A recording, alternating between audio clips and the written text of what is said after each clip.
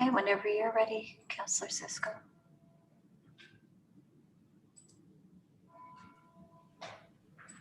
All right, thank you, Rebecca. I'd like to call this meeting to order. This is the Wednesday, October 26th meeting of the General Committee for the Operating and Capital Budgets. We begin this gathering by acknowledging the land on which we gather is the traditional territory of the Haudenosaunee and Anishinaabeg peoples, many of whom continue to live and work here today. This territory is covered by the Upper Canada Treaties and is within the land protected by the Dish with One Spoon Wampum Agreement. Today, this gathering place is home to many First Nations, Métis, and Inuit peoples.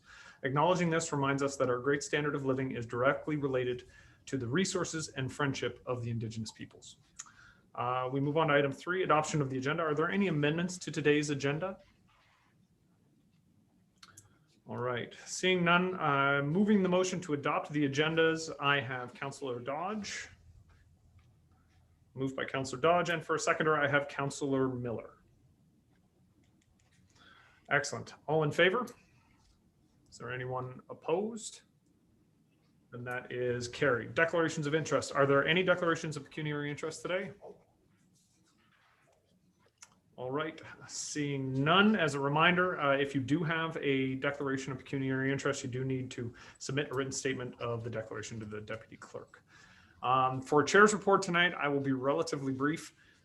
We do have the operating budget from last week's meeting, but that is at the end of the meeting today as we have a number of presentations. The one request I will make of councillors with respect to the presentations, obviously tonight is the night to ask questions. We have the presenters here on the Zoom call, and so they are able to answer any questions you do have. I would ask if you are planning on asking for a report to come back, we would then be receiving and referring the report with additional questions, and we can put together that list of questions either in council or as part of an email to the clerk staff to be forwarded to the respective board or commission so that they are able to respond to those. I say this only because I don't want us to get into too long with each of the presentations or any longer than we necessarily need, as we do have to get to the operating budget this evening, so that councillors can ask the questions they have with respect to that document, and so that councillors can also begin to formulate amendments that they may be bringing at future meetings. So with that, we move to item 6, the reports on consent, but we have no items on consent. And so we will move to number 8, the discussion reports, and we will get right into it with the St. Catharines Public Library 2021 budget presentation.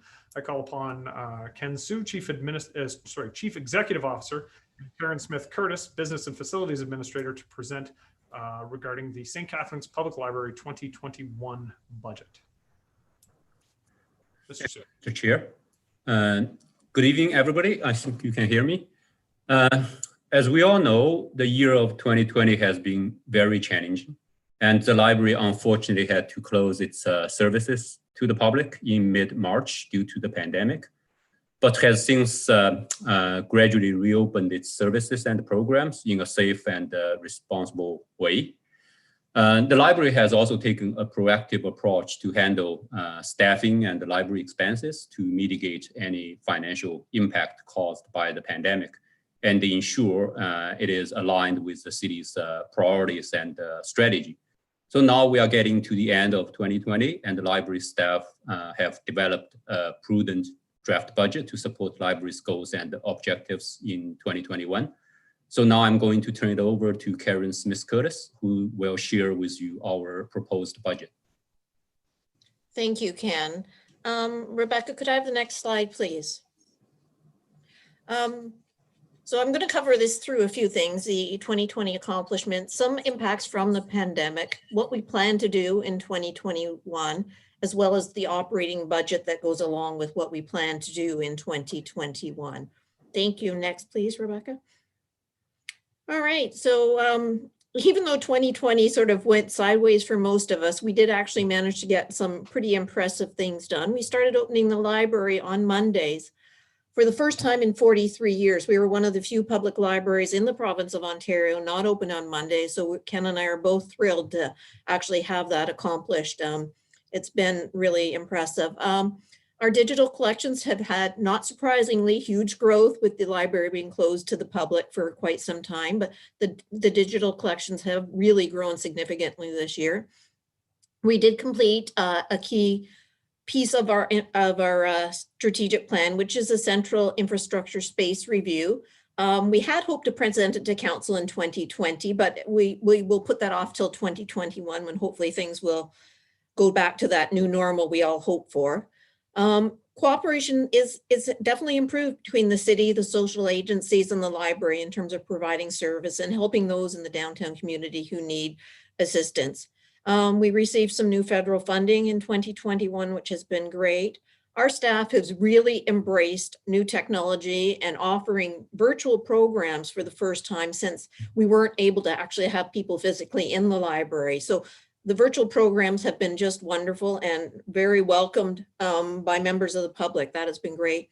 And our elevator and dumbwaiter replacement projects are underway. They were original pieces of infrastructure from the library from when it was built in 1974, 75, opened in 76. So we are thrilled to have those infrastructure pieces underway. Next, please. So the pandemic, as Ken mentioned, hit us hard. All libraries in the province were closed by provincial order in mid-March. We did work collaboratively with the city and the union on all aspects of the pandemic. We did actually have a significant reduction of our staff, layoff of our staff due to a reduction of volume of work that we had because of the library being closed. I've already mentioned the virtual programs and the digital collections. Those were both brought about by the pandemic, but also very great pieces of news for the library. We applied for and received the federal emergency wage subsidy. We reintroduced a holds pickup service for the first time to the public on June 1st. It was one of the first services we could reintroduce to the public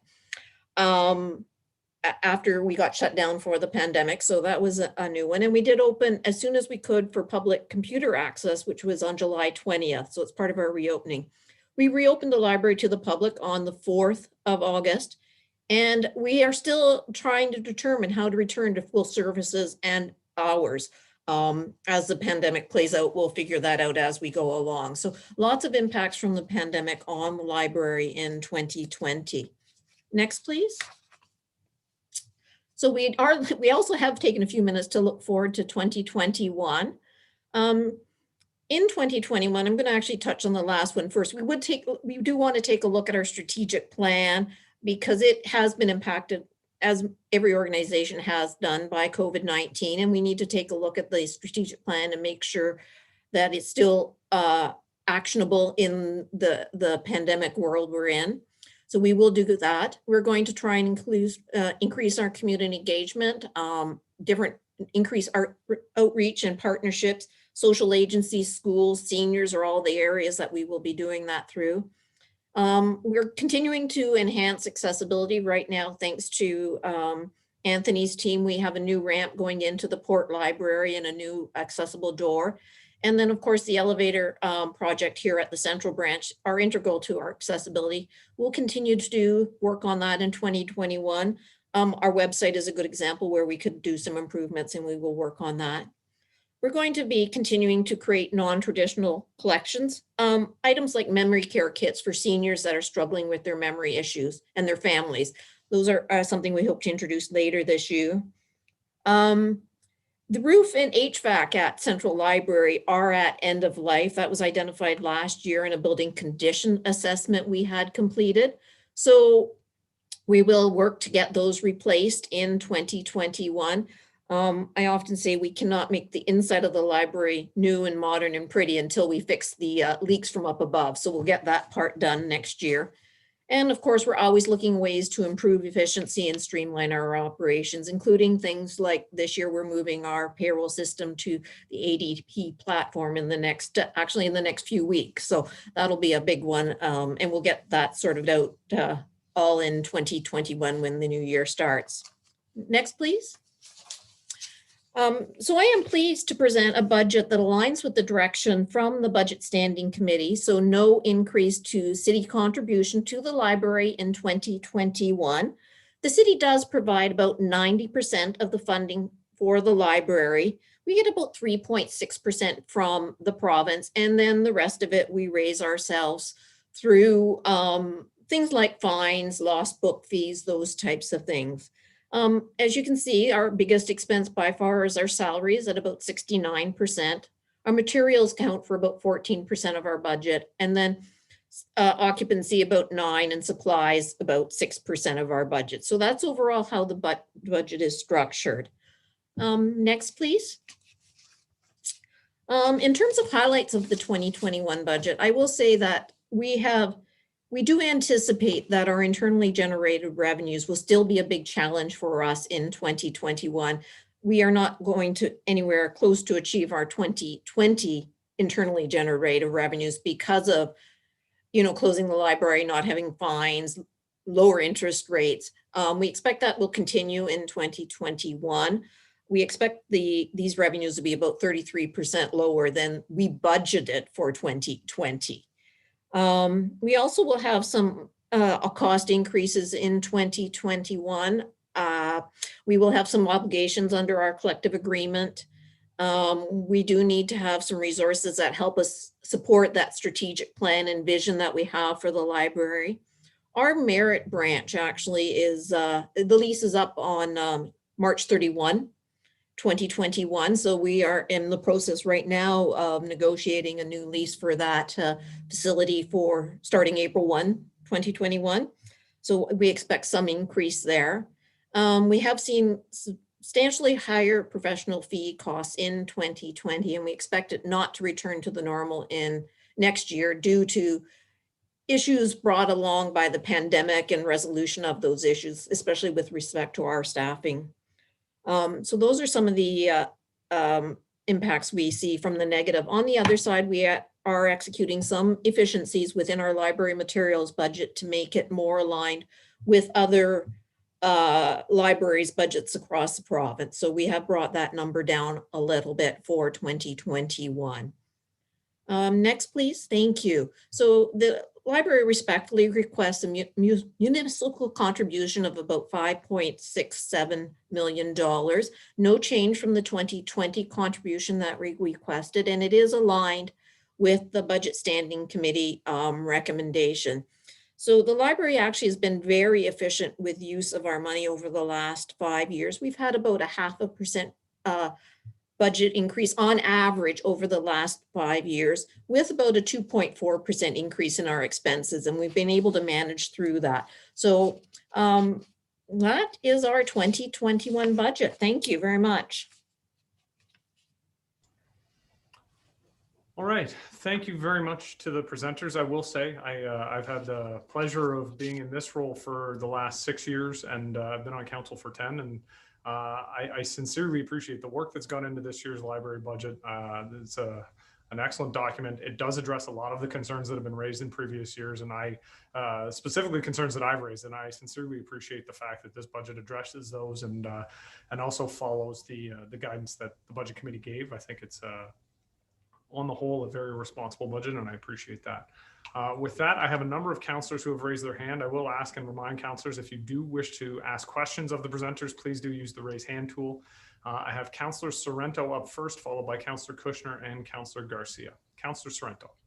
Thank you. Recognizing you, Chair, my question is to either of the directors. It was mentioned that you're going to be doing some roof repairs and some HVAC repairs next year. Can you tell us how much money you have in the reserve fund, please?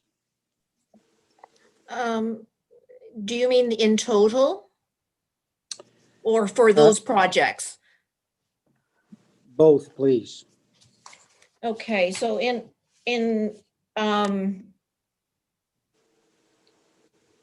the total reserve, capital reserve sits at $3.5 million at this present time.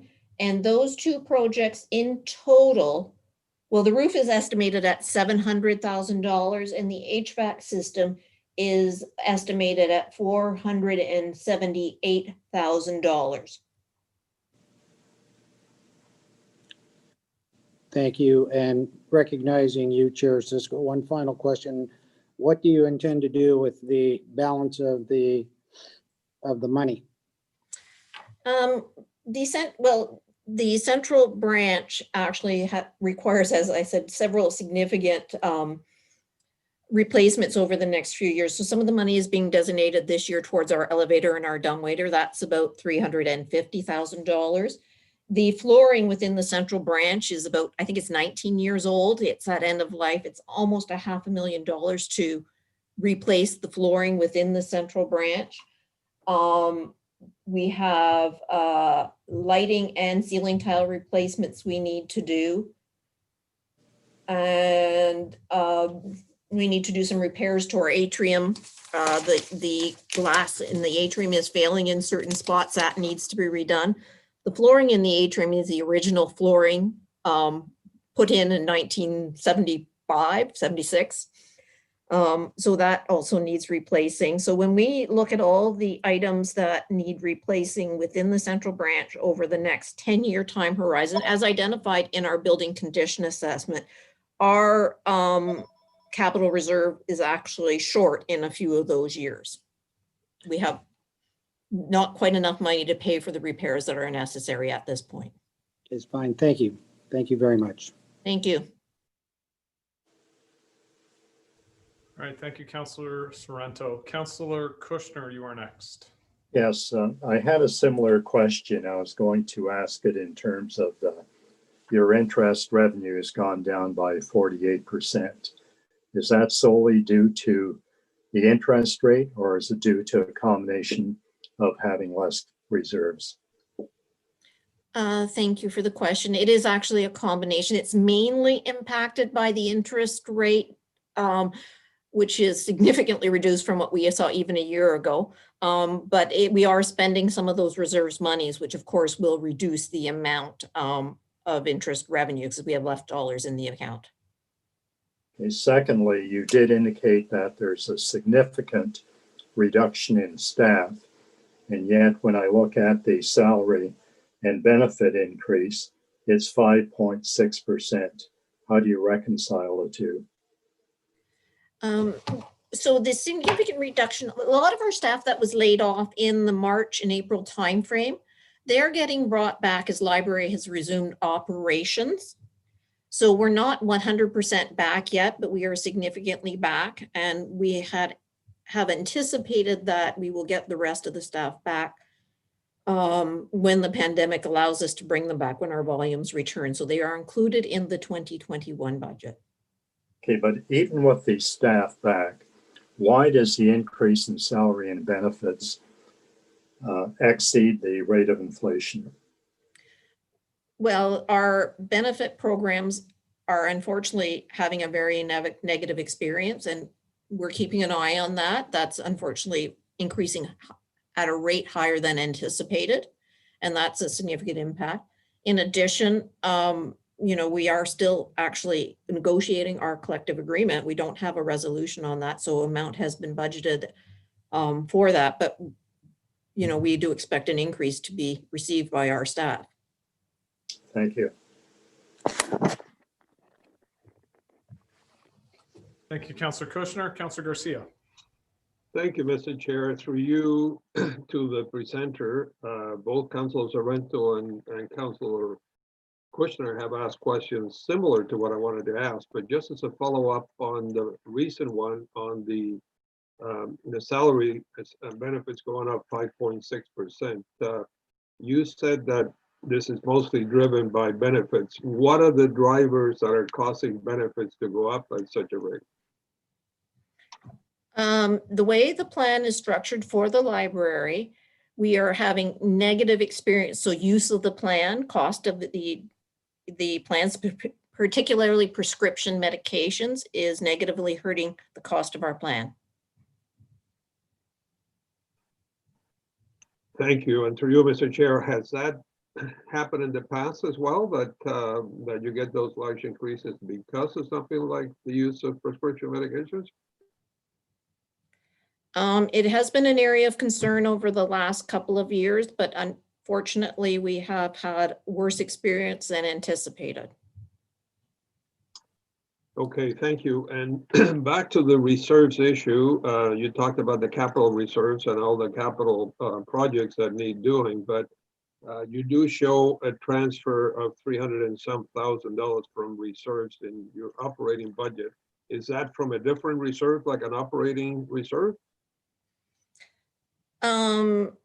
That is a planned amount we expect to put aside at the end of 2020 to bring forward to support our 2021 operating budget to allow us to pay for the security at Central Library, the anticipated rent increase at our Merritt branch, and some work we need to do around our pay equity and our operations.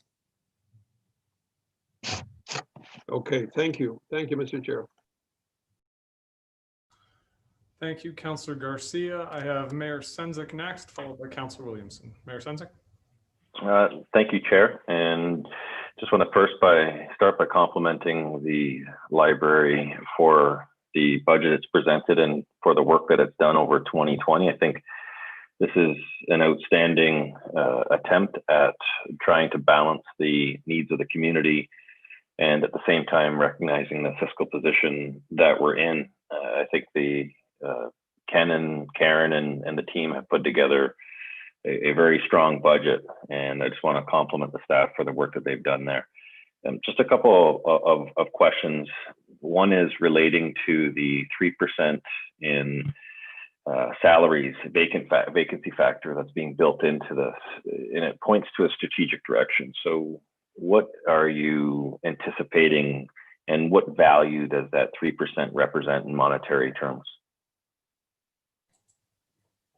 Thank you for the question, and thank you for the compliments also. So the 3% is about $105,000. So we have historically underspent our salaries because as people move throughout the library and attempt to take new positions, and down the road you end up with a gap. I think the word that the city has historically used would be a gapping factor. So that's what we have built in, and it's about $105,000. So it is a risk to our budget. Okay, and so that's important to understand. And you anticipate, is that a salary and a half, or strategically is that for specific positions that have remained unfulfilled at this point in time? So at this point in time, so no, it's not. It is not pinpointed to specific positions. All librarian positions, I believe, are filled as of today, as are most. I think we have most of our full-time positions filled as of today. I wouldn't say conclusively we have them all filled. I'd have to go and double check, but I believe our full-time positions are filled, yes. Okay, so that's just an area where, and I think I'll ask the question of our CAO in a more general term on that gapping, what we do as a city, because if it's aligned with how we're operating, then that's an important piece to understand. In terms of the downtown library, so there has been a number of concerns raised over the last little while about some of the conditions of the library on the outside, especially relating to overnight issues that may arise. So does this budget, maybe this is better directed to the CEO, does this budget include any measures that would protect the integrity of the building from overnight vandalism? And Mr. Chair, through you. So, Mr. Mayor, I don't believe this budget includes any budgetary items to protect the central library. The library has been working with social agencies, and lately I think it's Gateway Niagara and also Niagara Regional Police. So my understanding is there's a patrol liaison officer who comes in the morning and sort of patrol the area and move people along. And then library staff from time to time to kind of clean up the area after, folks kind of leave the library property. But in terms of the capital expenditure, I don't believe it's included in this budget. And so from your perspective, to the CEO, from your perspective, how important is it that the city work with the library to try and try and address some of the issues that may be presenting themselves in specific areas of the library on the outside. And Mr. Chair, through you. So I think the city and the library should work together collaboratively and provide a sort of like a balanced approach, because library as a public space, that we welcome anybody to come to use the library when we kind of open to the public. But I do have some concerns after hours, and in the last few years they had damage down to our property, and I think Karen can comment on how much money we have spent to repair our windows and all those kind of things. So I think yes, we definitely need to do something to protect the library property and the city asset. Okay, so through the chair, I'll make a note for our capital, because what I'm understanding is that the outside envelope of the building is under the purview of the city. The inside envelope is the purview of the library. So I'll be making a request or a question posed to the city related to the capital project for some kind of mitigation measures that could be considered. One other point that I'd like to bring up is seeing that the lease for the Merritt branch is coming due, and locationally, has the board ever considered looking at, and this is again looking at where library is going as community hubs rather than standalone operations? Has the library looked at the Merritt branch and explored the opportunity with the city to examine Lock 3, the second level, which has been vacant for now probably 6-7 years, to be able to facilitate a library system within Lock 3 that would then take the archives that we have there, the museum, the potential for the surrounding environment, to really build more of a community hub rather than standalone amenities, which includes transit, which we're going to be hearing from today. Transit does have a bus now going out to the museum. Is there an opportunity there to finally create a much more community-centric hub rather than a standalone structure, something like you see with the aquatic center in the library, which I think was an outstanding opportunity to bring together many amenities that the city has rather than just keep them isolated as one? I can comment that I have had preliminary discussions with Stephanie Tripp at the city about the Merritt branch. That lease is actually up pretty quickly, so we're looking at extending it out for a period of time. I certainly 100% agree, and it's been my experience from the Burlington Public Library that libraries within a larger community space is a wonderful idea, and certainly the way that libraries are going these days. And I would be happy to work with anyone at the city who wants to work with us on that. I don't know if Ken would like to add or comment on that. Thank you. Yeah, so I can add to what Karen said. I kind of echo what Karen just described. And based on my experience in Welland, when I was there, the library, sort of built a branch with DSBN in a school, and also we sort of like set up a library in Seaway Mall. So I think definitely multi-purpose building for library in partnership with some other organizations is a way to go. Okay, so I'll put a motion on the floor for consideration to think about that. And I know that we have 2 ward councillors who are involved, so I don't want to overstep. It's just, I didn't know the lease was coming due when it was coming due. So there is an opportunity to look at combining the multiple resources that the facility owns and layering in something that I think would be an enhanced attraction to what already is a pretty impressive part of our city, which is the Welland Canal Museum and the lookout point there. So I'll entertain that, Mr. Chair, at the end of the presentation, just to see if it's council's will to at least explore it. But I'll leave that's it for my questions. I just want to say congratulations. I think this has been one of the best presented budgets that I've seen in a long time by the library, and it just shows the innovation that you're bringing to the new way of thinking that you're bringing to libraries, which is greatly appreciated. Thank you, Chair. Thank you, Mayor Senzik. We'll now go to Councillor Williamson, followed by Councillor Littleton. Councillor Williamson. Thank you, Mr. Chair. First of all, I'd note that the CAO of the City of St. Catharines, a chartered accountant, and the Chief Financial Officer of the library both happen to be graduates of Grantham High School. So Grantham High School needs to be given some credit here.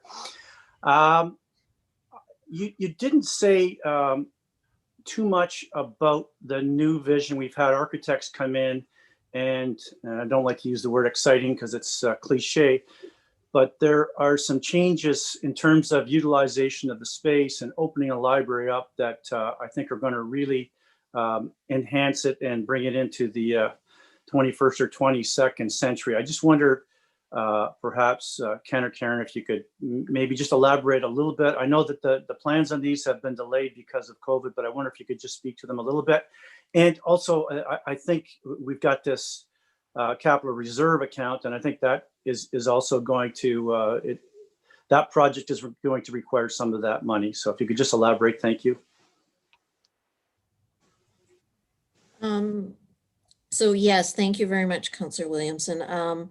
We did complete a central library infrastructure space review. I believe we received the final report in April, and it was a feasibility study is what we did. And it was a good news study to me, or a good news outcome from that report, because what it said is that the central library is large enough for the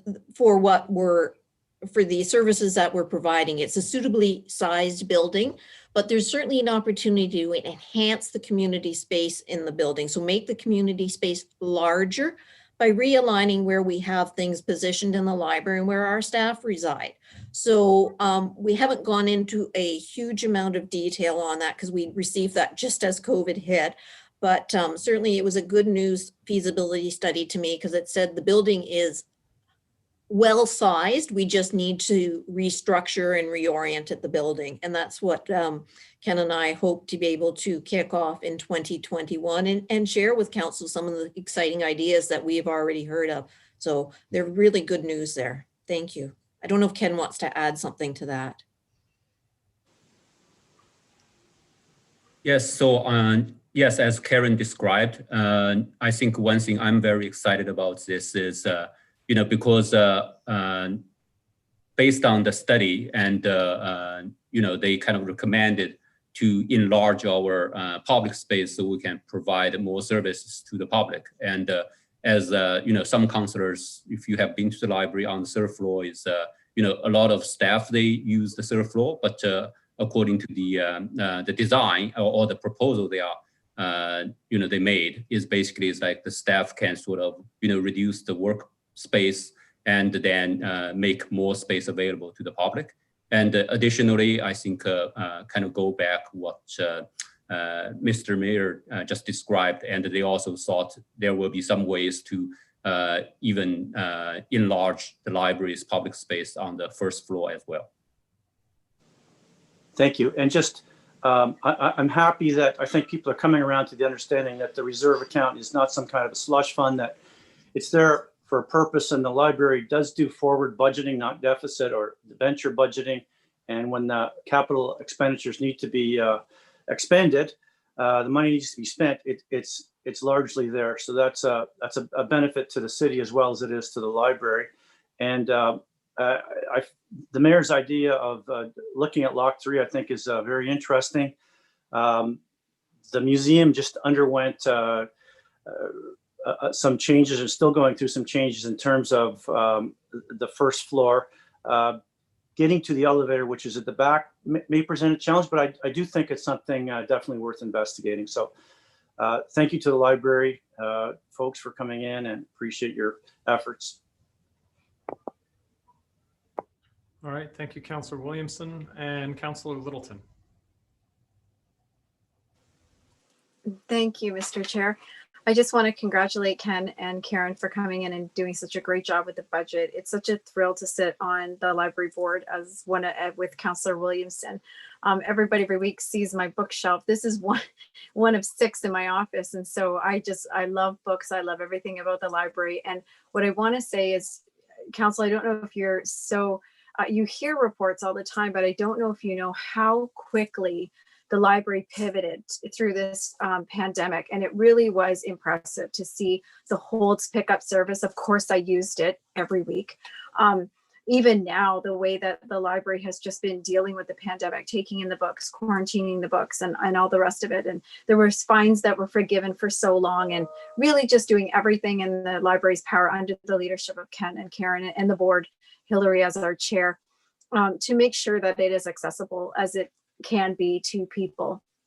And the other thing I wanted to mention is that they're always coming up with new things. Last week, I wasn't able to present this, but for example, we're going to be joining the One Page Canada's virtual literary series this fall. So that's a new initiative that Ken is bringing forward. It's just constant new ideas, new visions, and Councillor Williamson already alluded to the space design. It is exciting. It's not cliche. It's super exciting, and it is going to be transformative for the library. Downtown is just such a space for everyone, and I think that St. Catharines can be very proud of the library and the direction that it's going. So thank you for this budget coming in at 0%, and that's all I wanted to say. Thank you.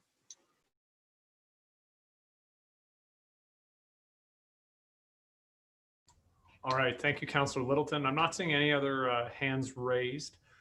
So with that, we will need a motion to move the budget presented by the St. Catharines Library and that it be included in the draft 2021 operating budget for consideration. But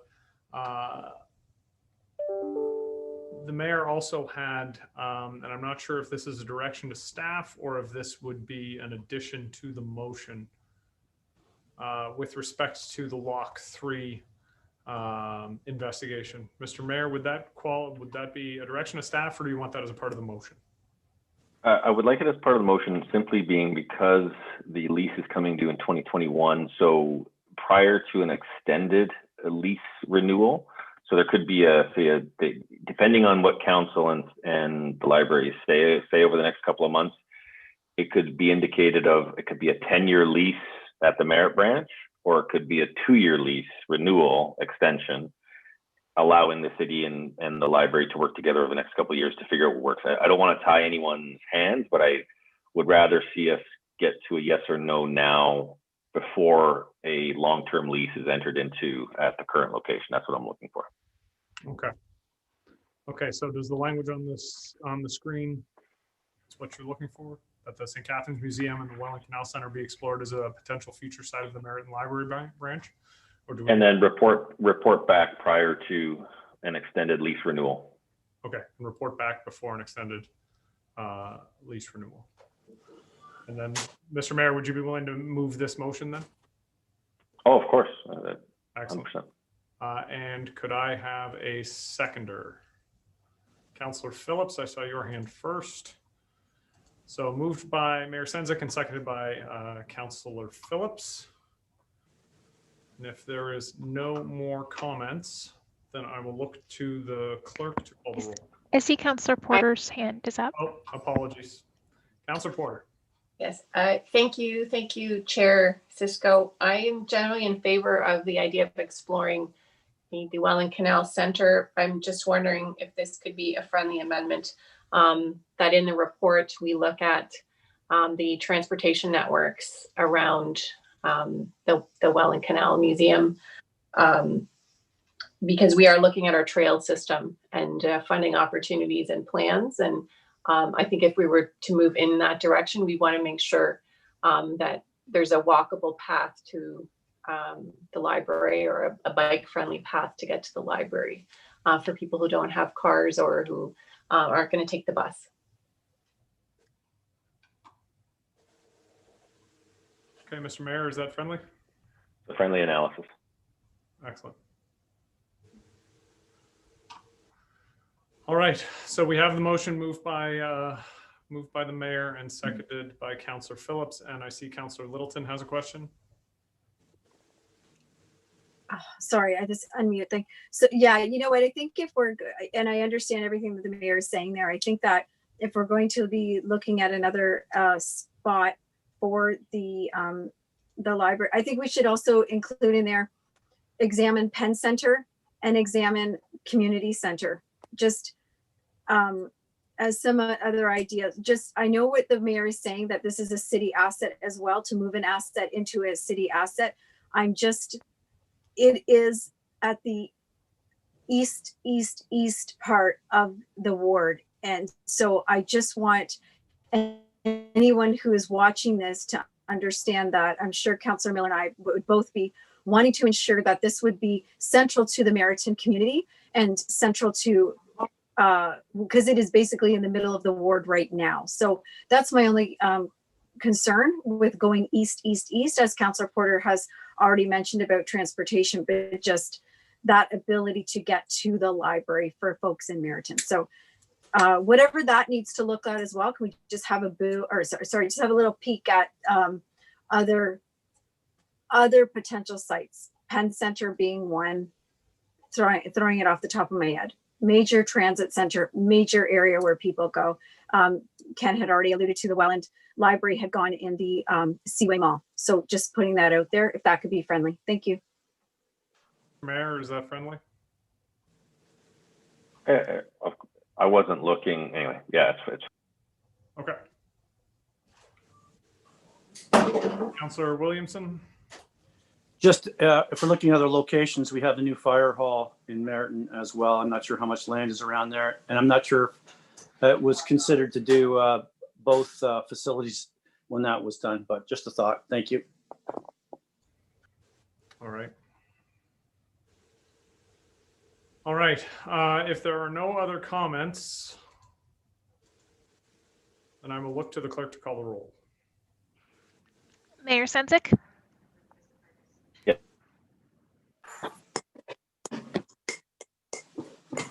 Mayor Senzik? yes. Councillor Dodge? Yes. Councillor Garcia? Yes. Councillor Kushner? Yes. Councillor Littleton? Yes. Councillor Miller? Yes. Councillor Phillips? Yes. Councillor Porter? Yes. Councillor Sorrento? Yes. Councillor Townsend? Yes. Councillor Williamson? Yes. Chair Cisco? Yes. And that's carried as amended. All right. And thank you again, Mr. Sue and Ms. Smith-Curtis for the presentation. Moving on to item 8.2, the St. Catharines Transit Commission 2021 budget presentation. I now call upon Colin Briggs, the chair, and Graham Morrison, general manager, to present regarding the St. Catharines Transit 2021 budget. Gentlemen. Good evening. If you can start the slideshow. The PowerPoint presentation, whoever. Yep, it'll just be 1 second. Okay, I'm patient. I'm not. Okay, next slide. This is an overview of the agenda. It'll be apparent as we go through each slide what we're talking about. So go to the next slide. COVID 2020. As you're aware, transit is an essential service as provincially defined, and we had to provide the service throughout these difficult times. Transit employees have risen to the challenge and have ensured that residents could get to work, grocery stores, and to the healthcare system. And on behalf of the members of the St. Catharines Transit Commission, I'd like to commend publicly our management and our employees, how they dealt with or kind of responded to the COVID 2020 challenge. Next slide.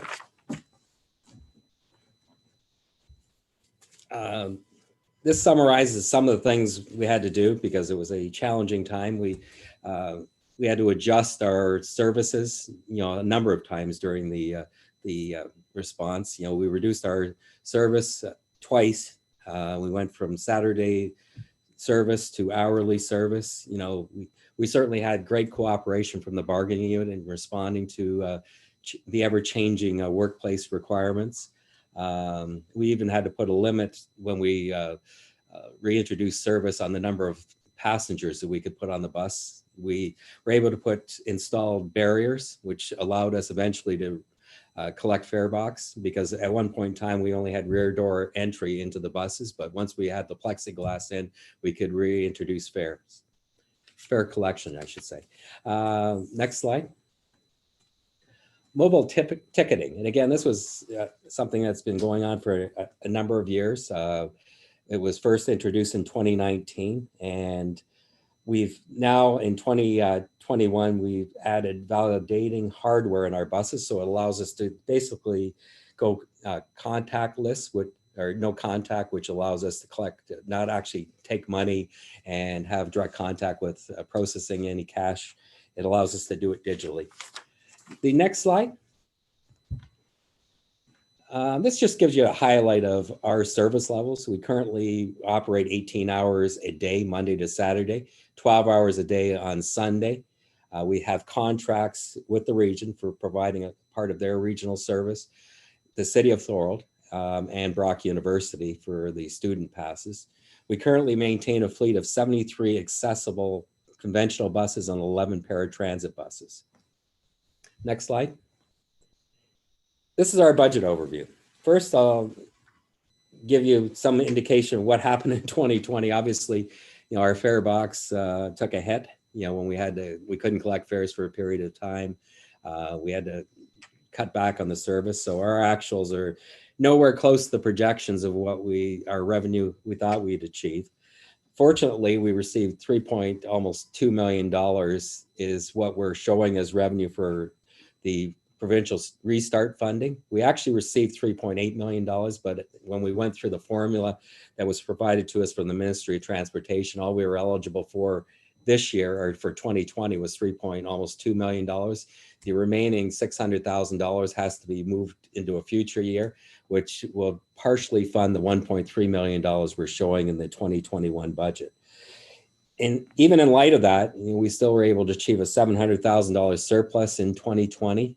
Most of it was through a softening of diesel prices. And, obviously cutting back on the run times also cut back on the amount of diesel that we used. So looking towards the 2021 budget, our biggest, overall, we're looking at a 5.5% increase of about $700,000 from the additional tax levy. We have included an estimate of $1.3 million for the restart funding, which is additional provincial funding, but that money is really only till March 31st of next year, which is the fiscal year end for the province. And again, we've included our surplus. And so we're at the bottom line is a 5.5% increase in the levy. Our actual expenditures are flat, going down slightly, which also include a $400,000 COVID related expenditure that we've had because we've obviously had to do more cleanings and buy equipment to clean in a more efficient manner. Our biggest impact is the reduction in revenue, which is down 20%. It's building, but we're not certainly back to pre-COVID levels. I'll go on the next slide. I should say just before we go on to the next slide, but you can leave that slide up. We have no reserves and there's no money in this budget for major capital expenditures like replacement of buses. As you can see by this pie diagram, this is a labor intensive business. It's really run based on having bus drivers and buses. So more than 2/3 of our expenses are from basically wages and benefits. Go on to the next slide. The additional costs, and I kind of hinted at this, is $400,000 for PPEs and COVID-related cleaning. As I indicated in the two slides back, our revenue decrease is significant, $2.6 million. A lot of it is related to cash fares are down significantly. Our monthly fees are relatively stable, and we renegotiated an agreement with the Brock Student Union for the part of the year that they're not actually attending class. Fuel prices have dropped, and that also contributed to our surplus in 2020. And again, I indicated that we've estimated based on our discussions with the MTL, the Ministry of Transportation, an estimate of $1.3 million. All our budget is premised on two major assumptions. One is that we're not going to be significantly adversely impacted by a second wave of COVID, and also that the university will go back to in-class instruction in the fall of next year. Move on to the next slide. This is our capital budget. The total amount of our capital budget is going to be $12.2 million. Fortunately, we're eligible for ICIP funding of 73% of our capital program. We applied in a multi-year submission, our capital requirements. We've already received approval for our 2021 capital project list. So that money is in place. The other revenue offset is we receive separate, the city gets gas tax money. We also receive gas tax money from the province. We've received indications from the province that they're going to maintain the gas tax money at the 2019 level. So that's subtracted off our capital program. So the amount of capital that's required from the municipality, which we've been directed to include as a debenture request, is $600,000. So in essence, the city gets $12 million worth of benefit and only has to spend 5% or $600,000. And $600,000, to put it in perspective, represents about 3/4 of buying one bus. We'll go on to the next slide. And I should say the detailed breakdown of the $12.2 million is on page 33 of your council package. So if you want to see the breakdown, it's actually in your council package. The next item is our fleet. Or go on to the next slide. Oh, okay, sorry, I've got them flipped around. This just again highlights the type of funding sources that we have. The ICIP program is a 10-year program. We're in year 4 of it at this point in time. The provincial gas tax, even though it was under review, they've pretty much put that on hold. It's likely in the future that gas tax amount will likely decrease based on just what is happening in the sales of gas in the industry. The next slide. This is our fleet. Right now, we have, and the estimated life expectancy of a bus is 12 years. We have currently 32 buses beyond that normal life expectancy of a bus, which is about 43% of our fleet. Just so you understand, we basically travel 70 or 71,000 kilometers a year because we're going so long. As I indicated in the service level, 18 hours a day, Monday to Saturday, and 12 hours on Sunday. So on each bus, we put about 21,000 kilometers a year on a bus. And for the life of a bus of 12 years, we put 852,000 kilometers. So when you go beyond that 12-year, it causes considerable pressure on maintenance. Luckily for us, with strategic leveraging of the ICIP, the gas tax money, with the buses that we put in last year's budget, which was 2020, we're going to acquire 12 buses. With 2021, we're going to acquire 9 buses. And the buses we acquired 3 years ago on a previous federal program, in the last 3 years, we're going to replace 37 of the buses. So we're going to have a relatively new fleet. So it's going to get our average life of the fleet down to about 6 years, which is where we should be. The challenge is that we have too much unbalanced acquisition. So 12 years from now, the buses we bought 3 years ago, those 16 buses are all going to reach the end of their life. It's preferable to buy 6 buses every year and have it nice and smooth versus having these peaks. But as you can see in the chart, there's some years we didn't buy any buses, which causes the pressure on the fleet. Go to the next slide. This is just, again, to put it in perspective, it costs about $800,000 for a bus. We're going to buy 9 this year. So currently, the left-hand column indicates what we're going to spend in municipal requirements just to replace and maintain the fleet. And as you see, as we go down and we start losing some of the funding, gas tax could be at risk in the future. The ICIP is, again, a 10-year program, and we're in year 4. You could be on the hook for the whole capital requirements. And currently, there is no money in the budget for major capital, as I indicated earlier. And we've went through this trend in transit in the past before. We used to receive MTO subsidy of 75, then 50, then 1/3 for capital subsidy. So this is not something that hasn't happened, but it gives you financial challenges in future years. And go on to the next slide, future challenges. And definitely the second wave. We have contingency plans, and similar to what we had to deal with in 2020. But we are hoping that the second wave won't be severe. We are hoping that we're going to see revenue and ridership recovery as the system stabilizes. we still have to develop a long-term plan for service coverage and to meet the current and future needs of the city. And since we know electrification, it could be another future of our transit is to have electric buses versus diesel buses and hybrid buses. And that's it. Move to the last slide and just thank you. I want to thank our employees who kept the transit system running safely through the pandemic. And we're available for any questions. All right, thank you, Mr. Briggs. And I just want to take an opportunity at this time to thank the Transit Commission. Obviously, a lot of hard work was done by the Transit Commission this year, especially. And because I have the opportunity right now, you talked a little bit about the innovation and the transit app, and a lot of that fed into the leadership that Mr. Morrison and other members of staff showed with the LNTC, the Linking Niagara Transit Committee, and the work done at the region as a part of that project. So I appreciate that. And I think your presentation clearly indicates, using up the reserve funding that's there.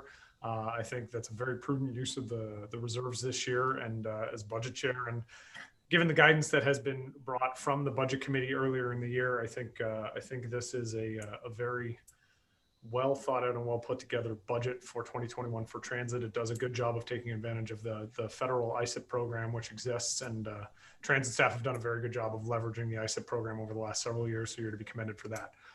With that, I will remind councilors, please raise your hand if you do have any questions. I have Councilor Sorrento and then Councilor Williamson. Councilor Sorrento.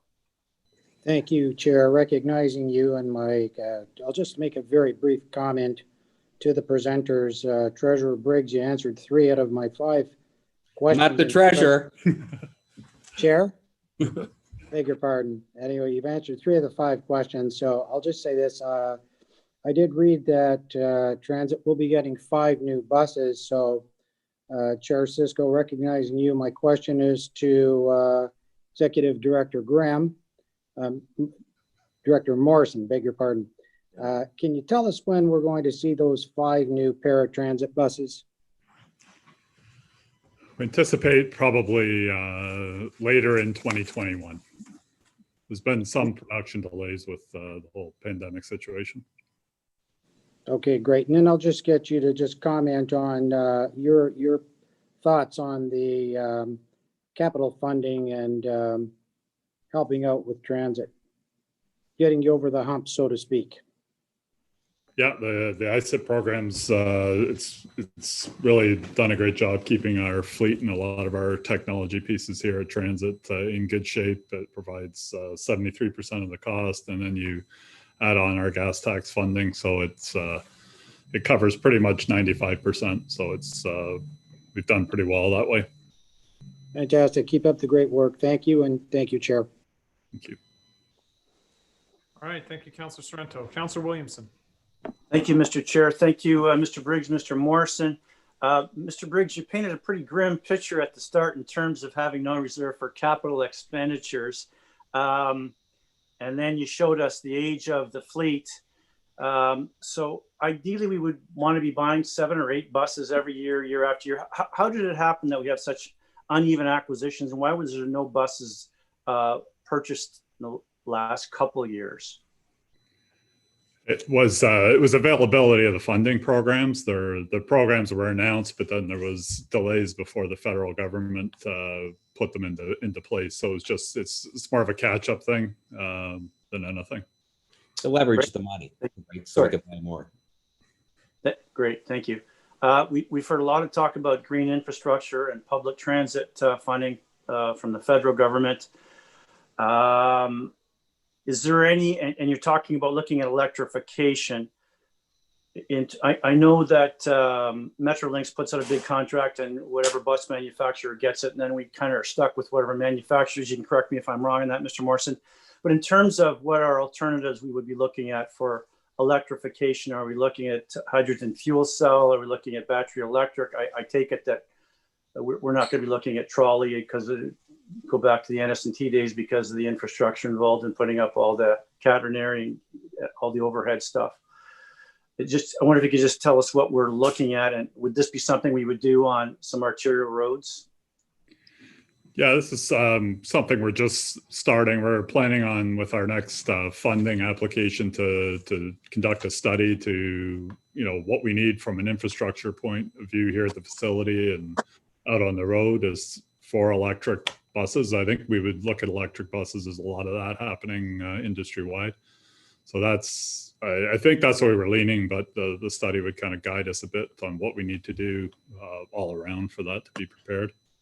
Thank you. The argument was that a few years back that diesel wasn't hardly any more efficient than battery electric, and in terms of greenhouse gas emissions and pollution, it wasn't that much worse either.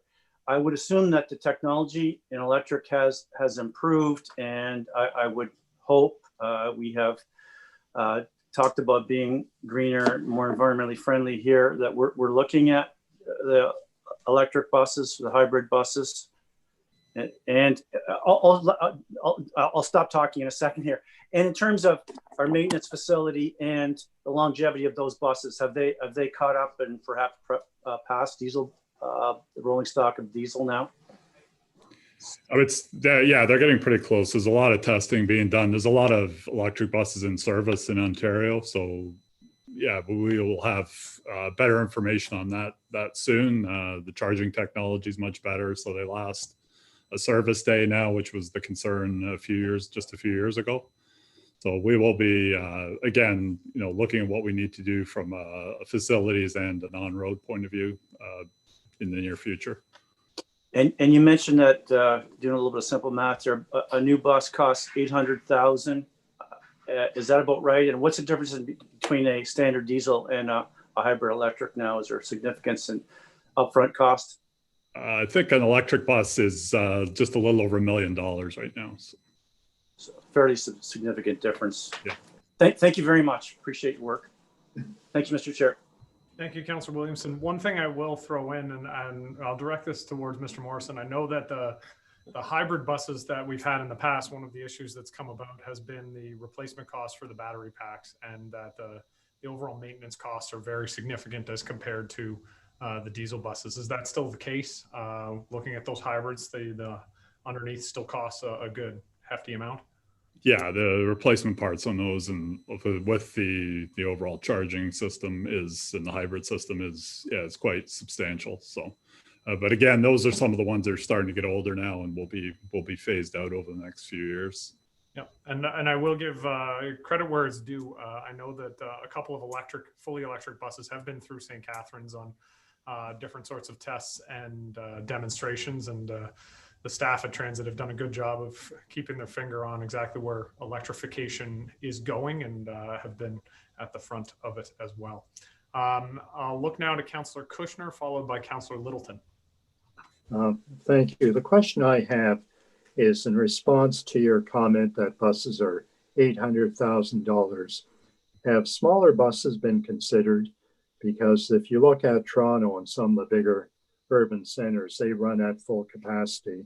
But in the city of St. Catharines, we see them with a lot of excess capacity. Or would the smaller buses be more expensive because they're non-standard? There is some savings from a capital cost point of view, but there's very little savings on the operating side. And I mean, up until this year, a lot of our buses did run at capacity.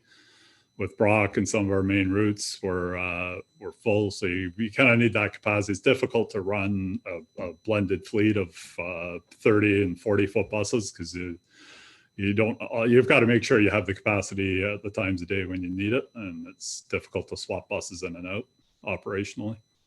Right. Thank you very much. Thank you, Councillor Kushner. Councillor Littleton. Thank you so much. Through you, Mr. Chair, to the Transit Commission. I just wanted to ask about the app that you were talking about. How much did that cost to develop? I'm just curious.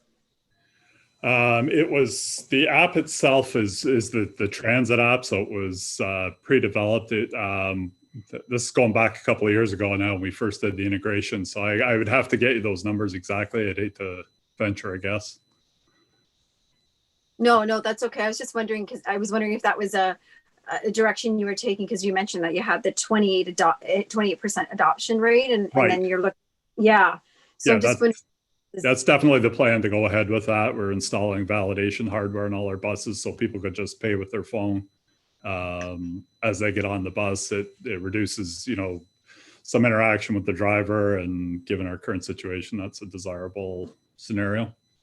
I think it's genius. I think it's probably easier for everybody all the way around. Just Right. to, is it Apple Pay, or is it, I'm just curious, preloaded and people like the Starbucks app? Yeah, right now it's preloaded, and we should get to a point where we have, you can pay with your debit card as well. The validators we're putting on will have all that capability.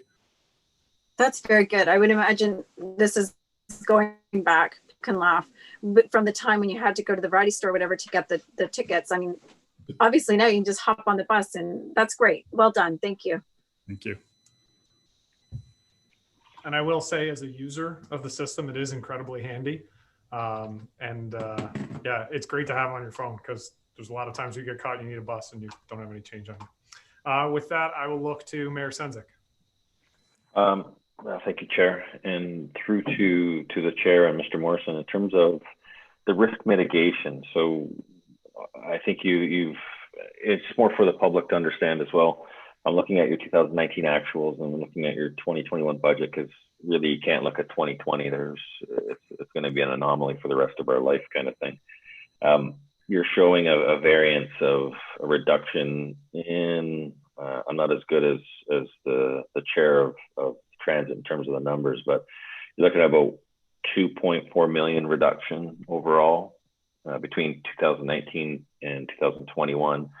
Which does show the community and should show council that you are building some risk mitigation in here. The outlier is Brock. So just explain from a user perspective how that outlier, if school doesn't return until next September, what's the mitigation on that? Right now, we have a contract in place with the student union till the end of April, which is about 60% of the normal revenue we get with them, and we've reduced service to the university. So we've done fairly well financially on that part of that. So, and then in the budget is built in Brock going back to 100% starting in September. So that is a little bit of a risk in our budget for next year. Okay, so from my understanding of the explanation is that we're benefiting from a contract that they're trying to fulfill, because they don't have as many students there this year. It was renegotiated. Yeah. So it's been renegotiated. So this reflects the renegotiated value. Correct. Yes. Okay, and then if September is full steam ahead, you anticipate that negotiations starting in April, there won't be as material a difference as what you'd seen previously, meaning a downward negotiation. Right, exactly, yes. Yeah, we'd kind of tie to what service would ramp back up to is what they would pay for us. Okay, and then just on the other income side, so again, there's been some reductions of other income, and just for my own interest in terms of looking at the actuals, you're anticipating a continued strong showing on things like bus shelter advertising and what looks to be bus advertising. You still feel, I think that there's good value in those spaces as advertisements, but you're still anticipating at least some revenue being generated from that perspective? Yes, we did have some reductions this year. There were about a 3-month window where we didn't receive any revenue, but we do have we have contracts in place for bus and bench advertising. Our shelter contract does come up towards the end of next year, but we do anticipate we'll get the contract values there. And then one final question, Chair, is just the in-town charter. So that would just, I anticipate that would just be the people who are renting special services from the transit? Yeah, typically, yeah. It's just we did a Sobeys charter each week for senior shopping, and they've canceled that, and we don't foresee that coming back anytime soon. So. Okay. Through the chair, just want to say again, this is I think transit is an important service that we provide. It's often undervalued, but very well designed from a St. Catharines perspective. Looking forward to the future, and I think there's going to be some great opportunities moving forward on what transit looks like over the next number of years. And it's good to see the city positioning the St. Catharines service in a strong way in 2021. Thank you. Thank you, Mr. Mayor. Are there any questions or comments to the presenters? Councillor Sorrento. Thank you, Chair Cisco, and apologies. This just came to me right now, right after Mayor Sunzik spoke. Can the presenters give us an update on the intermunicipal transit program? Is there going to be, there was talk in the past about possibly one transit commission region wide. So now that we have you here, can you just give this council an update? Councillor, I'm actually going to ask if we can hold off until the next council meeting. As the chair of the Lincoln Niagara Transit Committee, I'll be happy to bring a full update to council at that time. But I'd like us to stick with just budgetary measures given the time constraints that we have this evening. So I hope that'll be fine. Excellent. Okay. That'll be fine. Thank you. Thank you, gentlemen. With that, then, if I could have a mover and a seconder for the motion on the screen. I'm just Councillor Miller is my mover and seconder is Councillor Phillips. That this budget be included, the St. Catharines Transit Commission be included in the draft 2021 operating budget. And with that, and I'm just going through my list to see, I don't see any hands raised with respect to the motion. So with that, I will look to the clerk to call the roll. Councillor Miller.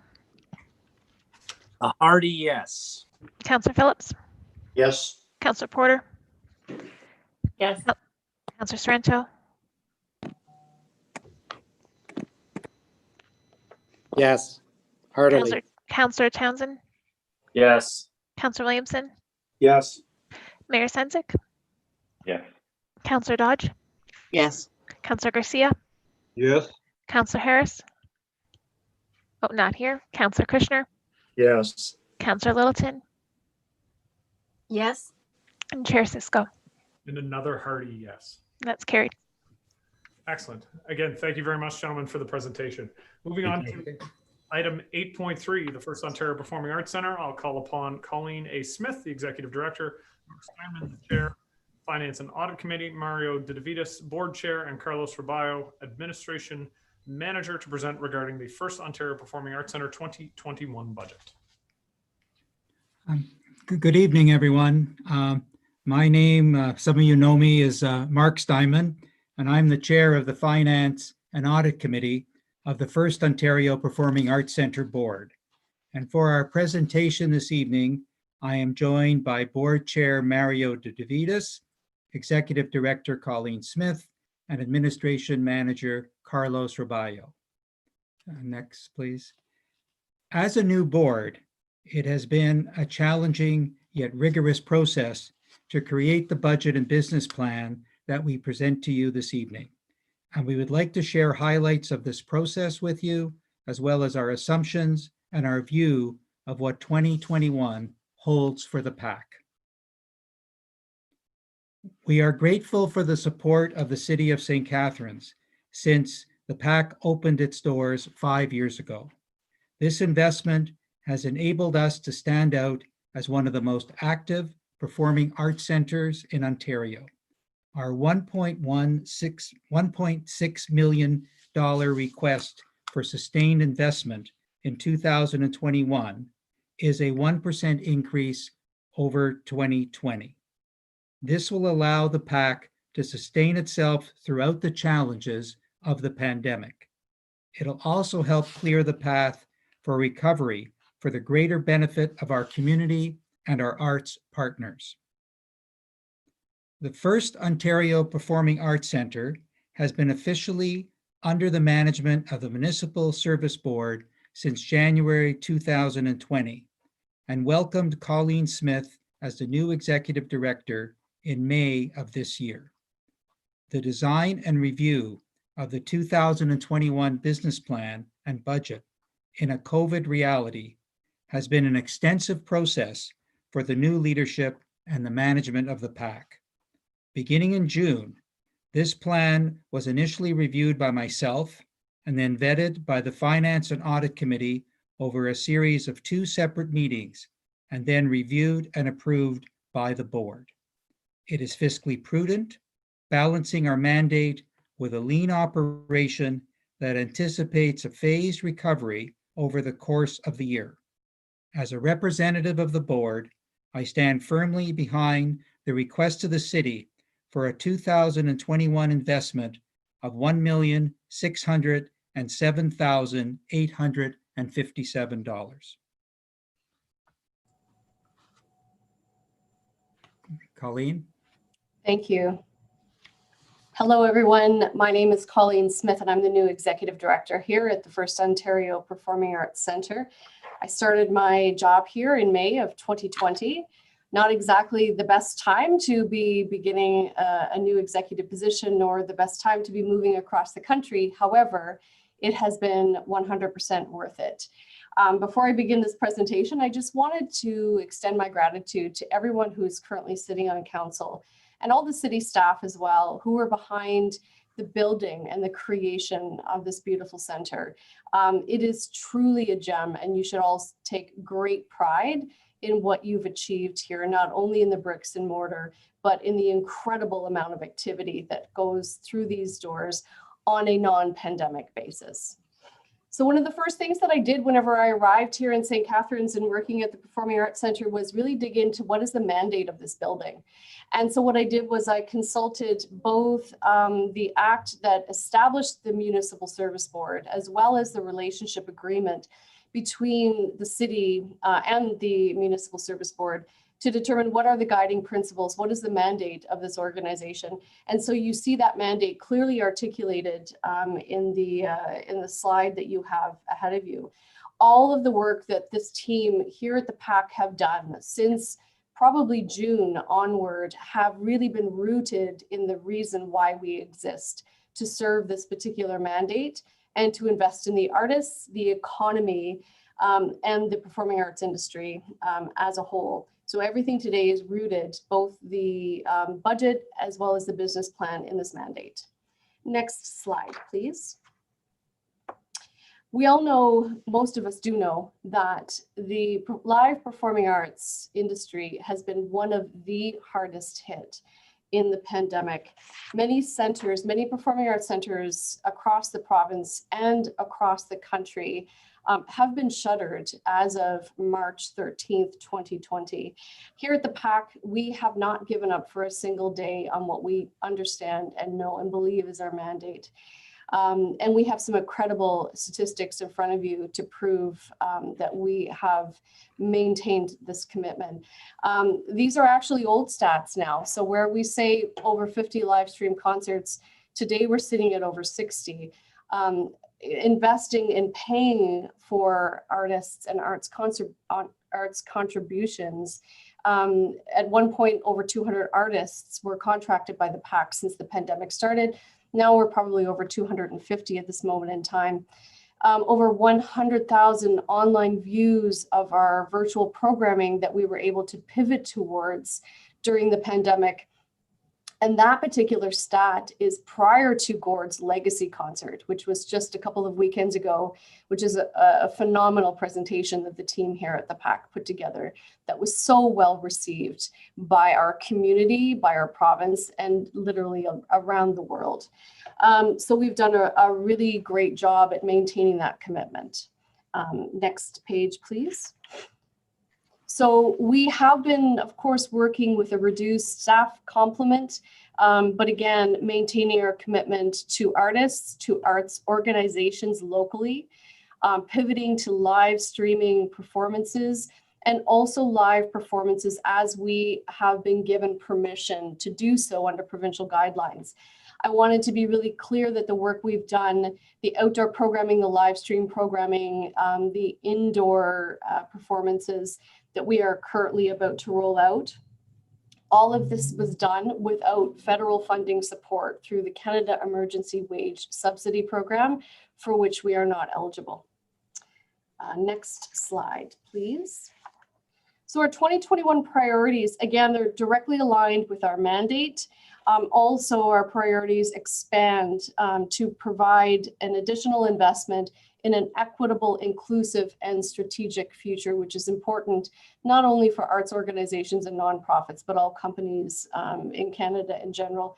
We have put a lot of care and investment in our team in order to allow the team to come back when our ability to present fully again and our capacity once again grows to what our normal capacity is within our various venues here within the PAC. Next slide, please. In 2021, our budget and our business plan do make key assumptions around the level of activity that is permissible by regulatory bodies. Specifically, what we've done is we've looked at 3 distinct phases into 2021. Each one of them evolves our ability to gather safely as we anticipate indoor capacities expanding. So we're looking at the phase from January till April being very light in terms of the amount of people we are allowed to publicly convene or gather, moving towards more of a modified approach to the summer months, once again going back to very similar kinds of activity that we did know in 2020, and then fully anticipating a return in September to what our regular activity has looked like in the past from 2019 and onward. So these are the assumptions that we are making as we go into the next fiscal year. Next slide, please. Our budget summary. So as you can see, we've created a budget that features a balanced revenue mix between government support, partner and fundraising support, and earned revenue support. This kind of balanced revenue matrix is very similar to a lot of nonprofit arts organizations, and it's what is being strived for across the country in terms of arts nonprofits. So really happy to see in our way of making a 2021 budget possible, we are balancing the revenue that is coming in for the PAC. Of course, the majority of the earned revenue that we are anticipating is within that 3rd phase of our assumptions going into 2021, and it's looking at a return to normal levels of activity within the PAC. If you look at our expenses as well, the bulk of our expenses goes back into the work that we produce. So that's our programming costs, our production costs, and the cost of rentals within the Performing Arts Center here as well. So again, the majority of those expenses are happening towards the 3rd phase of our anticipated 3 phases of next year, balancing off with the revenue opportunity that comes with that as we roll into 2021. I think it's really important. The PAC has been an extremely successfully busy facility. I'm looking at 2019 numbers and I see that there were over 1,000 events within these 4 walls. That is really quite extraordinary for any performing arts center. The budget that you see going forward for 2021 is not precedent setting. This is a COVID recovery budget, as many of our partners in transit and I'm sure the library would also attest to. This is our way of getting back into our industry and providing an opportunity for us to be fully functional once again. Next slide, please. So COVID-19 has forced performing arts centers into territories that we have never experienced before. Our revenues are down, our physical and percentage capacities for our venues are limited, and of course, our operating costs have increased. As you can see, within 1 year in 2021, we are looking at a reduction of our revenues of 1.1 million. That's almost 42% of our earned revenues that we would have experienced in previous years. Our operating costs are slightly elevated due to health and safety protocols and investment in equipment and materials that are necessary. Even if we are reducing some of our employee costs just based on the level of activities we are or are not able to facilitate, we're looking at a combined impact of our budget of $2 million for the year 2021. So this is really something that, again, we have done our best to mitigate within the budget and business plan for next season. We do believe, though, that the strength of this industry lies in the creativity of our workforce. It relies in the strength of our artists that you would have seen if you would have tuned in last night to the St. Catharines Arts Awards, which were hosted here virtually and celebrating the real talent and vibrancy of our community. I also believe, too, that the incredible resiliency and astuteness of our team are also worth mentioning, because it is all these factors together that will get us through and keep us whole throughout this pandemic. Final slide, please. The year 2021 will definitely be a defining year for us, and with the continued support of our city councilors, our city staff, with the support of our incredible board and our very generous civic leaders, in addition to the incredible team here at the Performing Arts Center, we believe that we will continue to contribute to our local economy and proudly serve as the arts and cultural hub of the Niagara area. Thank you so much, everyone, for your consideration, and we welcome any questions. All right, thank you very much for the presentation. And again, I appreciate the highlighting that you've done in the report and in the presentation, the measures you're taking, given the original direction from the Budget Committee. With that, I have Councilors Garcia, Councilor Porter, and Councilor Sorrento with their hands up. So I'll look first to Councilor Garcia. Thank you, Mr. Chair. I just wanted to say in advance of the questions that my colleagues may have that as one of the two representatives from council on the board of the PAC, along with Councilor Townsend, I am particularly proud to have been able to serve this year. As Colleen mentioned, the industry that we're in terms of live performances has been one of the hardest hit, if not the hardest hit. And it's amazing that Colleen and her staff have managed to keep things going as opposed to being shuttered as other facilities have. And they have also supported local artists, which is one of the things that we wanted to do to make sure that as we say, the arts live here, and we continue to support the local artists because they are also some of the hardest hit. So we're very lucky to have been able to recruit Colleen, and she jumped in with cold feet immediately in May and has been doing a great job. So any questions that you have, I'm sure they will answer for you. And I also wanted to say that I'm on the Finance and Audit Committee, and we have certainly spent many hours reviewing that budget and trying to make sure that it's as lean as possible. And so has the board. So with that, I will leave it to any questions my colleagues have. All right, Councilor Porter. Thank you, Chair Cisco.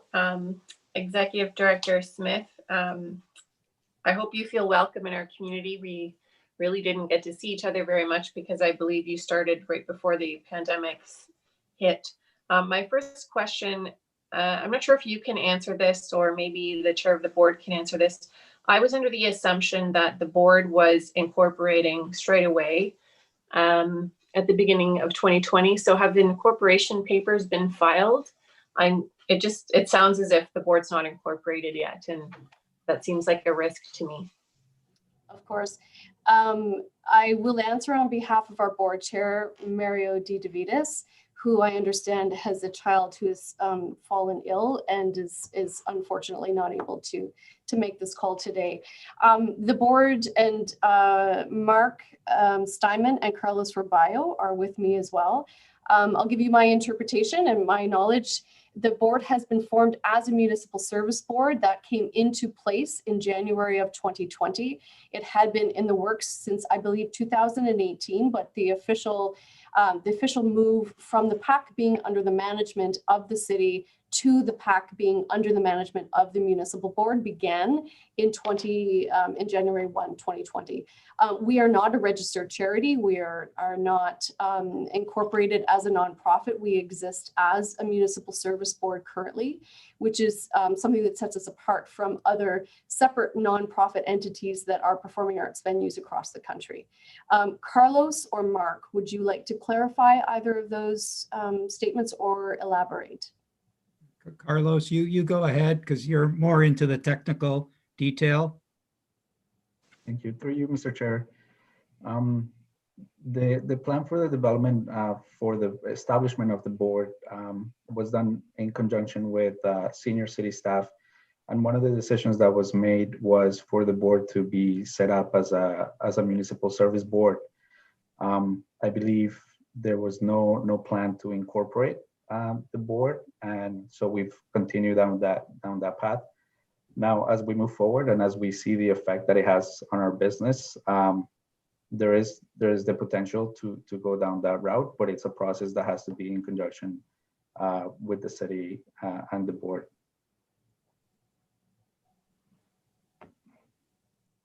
I guess a follow-up question would be directed to senior staff about that. So I'm not sure if I can ask that right now, or I'll wait till the motion is put on the floor. Councillor for Chair Cisco.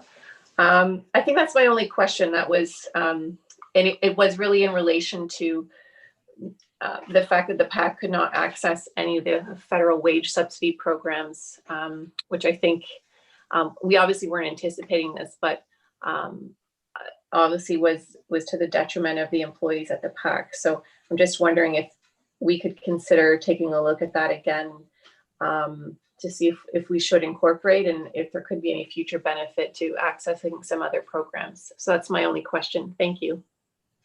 So there is, as Carlos said, there are some options available, but we have, and I see an email that was sent earlier on it specifically, but it does need to be done in concert with the city.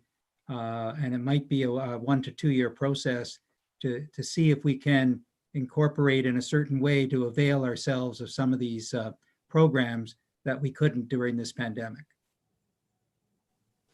Thank you. All right, Councillor Sorrento, followed by Mayor Sendzik and Councillor Kushner. Councillor Sorrento. Recognizing you, Chair Cisco, Councillor Porter touched on the question that I was going to ask, and it was regarding the funding that Executive Director Smith had referred to. So we, councillors, we already have the answer to the future funding. So my question is this, will the city, and this is for the benefit of the people at home watching, because we've already got the answer to this, will the city be applying on behalf of the PAC for additional funding in the next application to any one of the directors?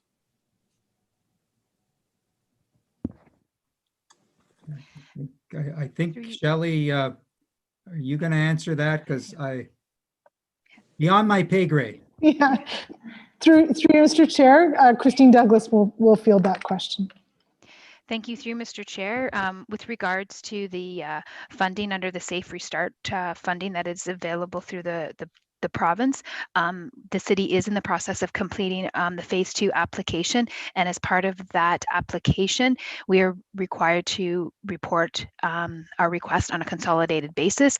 So what that means is that we include our agency boards and commissions. So we include the results of not only the First Ontario Performing Arts Centre for 2020, but also the St. Catharines Public Library, the St. Catharines Transit Commission, and our proportionate share of the Niagara District Airport.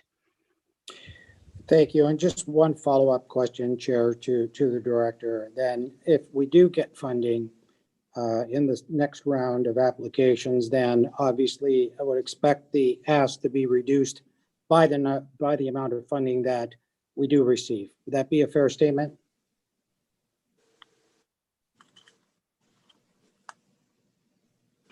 Through you, Mr. Chair, with regards to the funding under the Safe Restart program, it is for 2020. So the city would share that on a proportionate basis, depending on the result, its success in receiving funds. Okay, that's great. And then just one more question. Chair, with your permission, to the executive director, we had spoken earlier today, I believe, with Mr. Robio, I beg your pardon if I'm mispronouncing it. And we talked a little bit about the spillover effect post-pandemic to the downtown restaurants and businesses. Could you just comment on that, please? And that's my final question. Thank you. Thank you very much. Going back once again to the mandate of the Performing Arts Center, quite clearly it was stated that we are a contributor or a catalyst to the economy of the downtown core. When you have a performing arts center anywhere in this country that is at the heart of a community and it produces over 1,000 events a year, that really means so much to the neighboring businesses, to the restaurants, to the parking facilities, to the transit. And so really functioning as a downtown cultural hub, the benefits that ricochet from us to the community are really quite material. So the best interest of the PAC is to be able to host events where our capacities are expanded. Not only does that help us and our tickets sales and our arts partners, but it also has that ricochet effect on the businesses of downtown. And that's truly what we want to see happen in 2020 is our return to that normal level of activity, at least in the fall of 2021. Thank you. Thank you, Chair.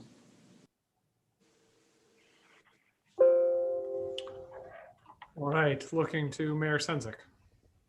Thank you, Chair. And I just want to say the First Ontario Performing Arts team has done an outstanding job, and to Executive Smith and your team and the board dealing with a very difficult situation. You've done an outstanding job. In terms of some of the background information, so just touching on the fund development. So you're seeing revenues. Can you just explain in a bit more detail the fund development and what that is used for?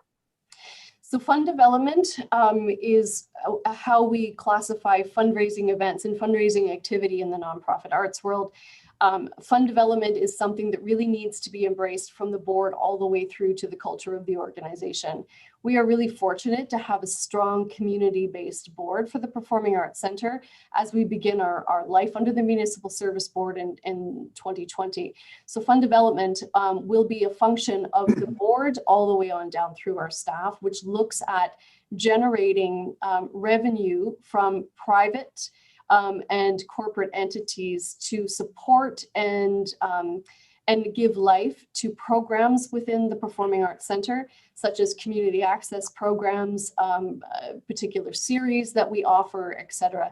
It also expands into individual giving programs, and something which we call major gifts, which allows for generous community members to invest in the Performing Arts Center to see through programs that they believe are really important to their community. So what we plan on doing this year and next year as we go about developing our strategic plan is placing a priority on developing a proper and adequate and with a lot of integrity, a fund development program that will look to solicit funds to support the PAC going forward. Okay, so through the chair, is that I don't want to use the word real, but is that a conservative estimate or is that a optimistic estimate? I think it's the right estimate for two reasons. I think it's the right estimate for COVID times. Even those community members who are very generous at this moment in time are facing their own personal challenges. So we don't want to be over optimistic in terms of what might be possible given past tendencies of generous individuals. We also want to provide ourselves a goal that we think that we will need to work for as a whole organization, like as a whole company. So I do feel it fits somewhere in the middle, given the pandemic reality of 2021. Okay, and then I appreciate that. And through the chair to the executive director, in terms of looks at contributions and other, just the contributions, am I to anticipate that's coming from other levels of government or applications through the Canada Arts Council or? Yeah, thank you through the chair. that particular line item of contributions of or and other also alludes to our partnership with Brock University, which we've had over the past 5 years. It is a 10-year agreement with Brock, and that represents a lot of the contribution that we receive to house the programs of the Marilyn I. Walker School for the Fine and Performing Arts. Also, there are other smaller areas of contribution within that, but Brock certainly holds the major contribution there. Any money that we apply for that is project funding through either the Canada Council or the Ontario Arts Council is on a one-off basis. So those are areas where we have the opportunity to apply for additional funds, but they do not contribute towards general operating. They are very specifically to fund projects that don't currently exist within our operating. Okay. And then just two final points. Just in terms of for council's edification, what is other arts facilities that are municipally owned done in pretty much, if you can pick, say, 5 across the country, just to give us a general perspective? Have some gone dark, or are they doing the innovative things that you've embarked on? Yeah, I mean, I've been really fortunate that I have worked from the West Coast all the way through to the East Coast, and I've spent 14 years with the Corporation of Massey Hall and Ray Thompson Hall in Toronto. So I have a lot of colleagues who are suffering across the country, to be honest with you. Some have completely shuttered. They have not opened since March 13th. Those are the ones that my heart goes out to the most, specifically, not only for them, but for the arts communities that they serve. There are other arts organizations that have started on a very limited basis on allowing people back in. Some of our colleagues in Western Canada have begun to do that. Because of the COVID rates in some cities, the response to in-person events has been quite limited and not been what they had expected. My colleagues on the East Coast of Canada as well, they living under the Atlantic Canadian bubble, they have seen a really wonderful response to being able to open their venues again and allow people in properly distanced and maintaining proper protocols. So we've really seen the gamut from coast to coast to coast on this. But I think that given the size of the pack and given the kind of work that we do, I really do feel that the team here has led a program that has really been first in class. Okay, and I do appreciate that. And I'm hoping that from a media perspective, that is captured by the local media, because the option and opportunity was there to go dark. And in doing that, what is the negative impact on the surrounding community? Because you'll have taxpayers who will say that would have saved us X amount of dollars, and you should continue to go dark. And the reality is that we have to balance more than just the fiscal reality that's facing us. There's a social and cultural aspect that if a venue like the Performing Arts goes dark for an extended period of time, what does it say to the arts community? What does it say to the creative class that is still struggling, and I think has been hit just as hard as anything like tourism or the airline industry? They've been absolutely shuttered. So I'm hoping from the city's perspective that we can tell this story a bit more and continue to explain why performing arts, and yes, this is an investment. We're losing money, but the investment is in people, and it's in bringing to life in different ways some of the creativity that surrounds us. And just one other final question, I think this would go to Director Douglas. If COVID funding and recovery funding is available, how do we ensure that the funding doesn't go into a surplus fund instead of actually going back to covering the cost, that then any reductions would then be shifted back to the city? Or so you're trying to balance that fiscal reality. So do you have a plan? Is there a plan in place for that kind of recovery strategy when we do get COVID funding, the second wave of COVID funding, if you will?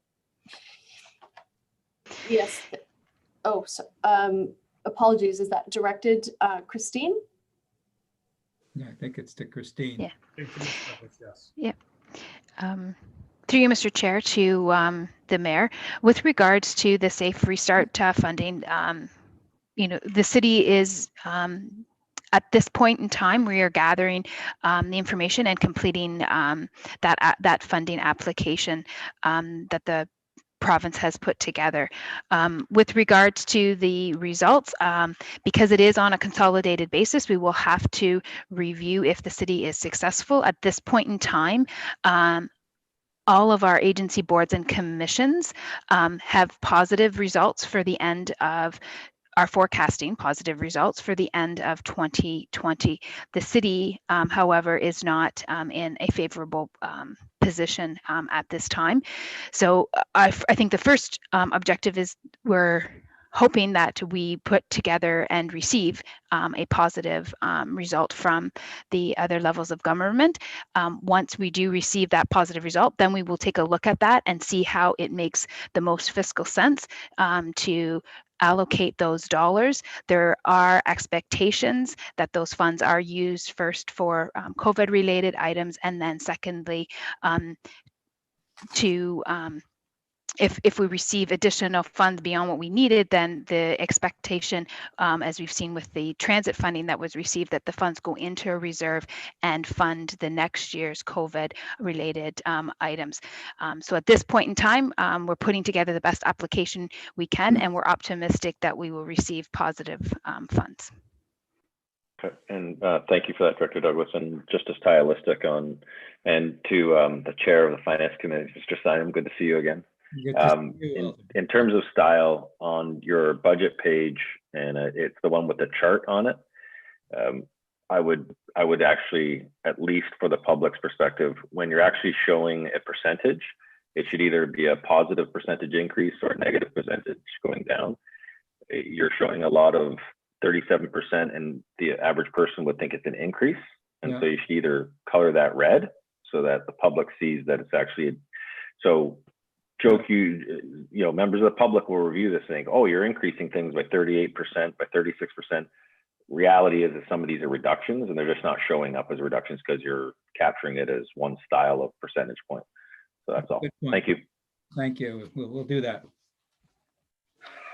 All right, thank you, Mr. Mayor. Councillor Kushner. Thank you, Mr. Chair.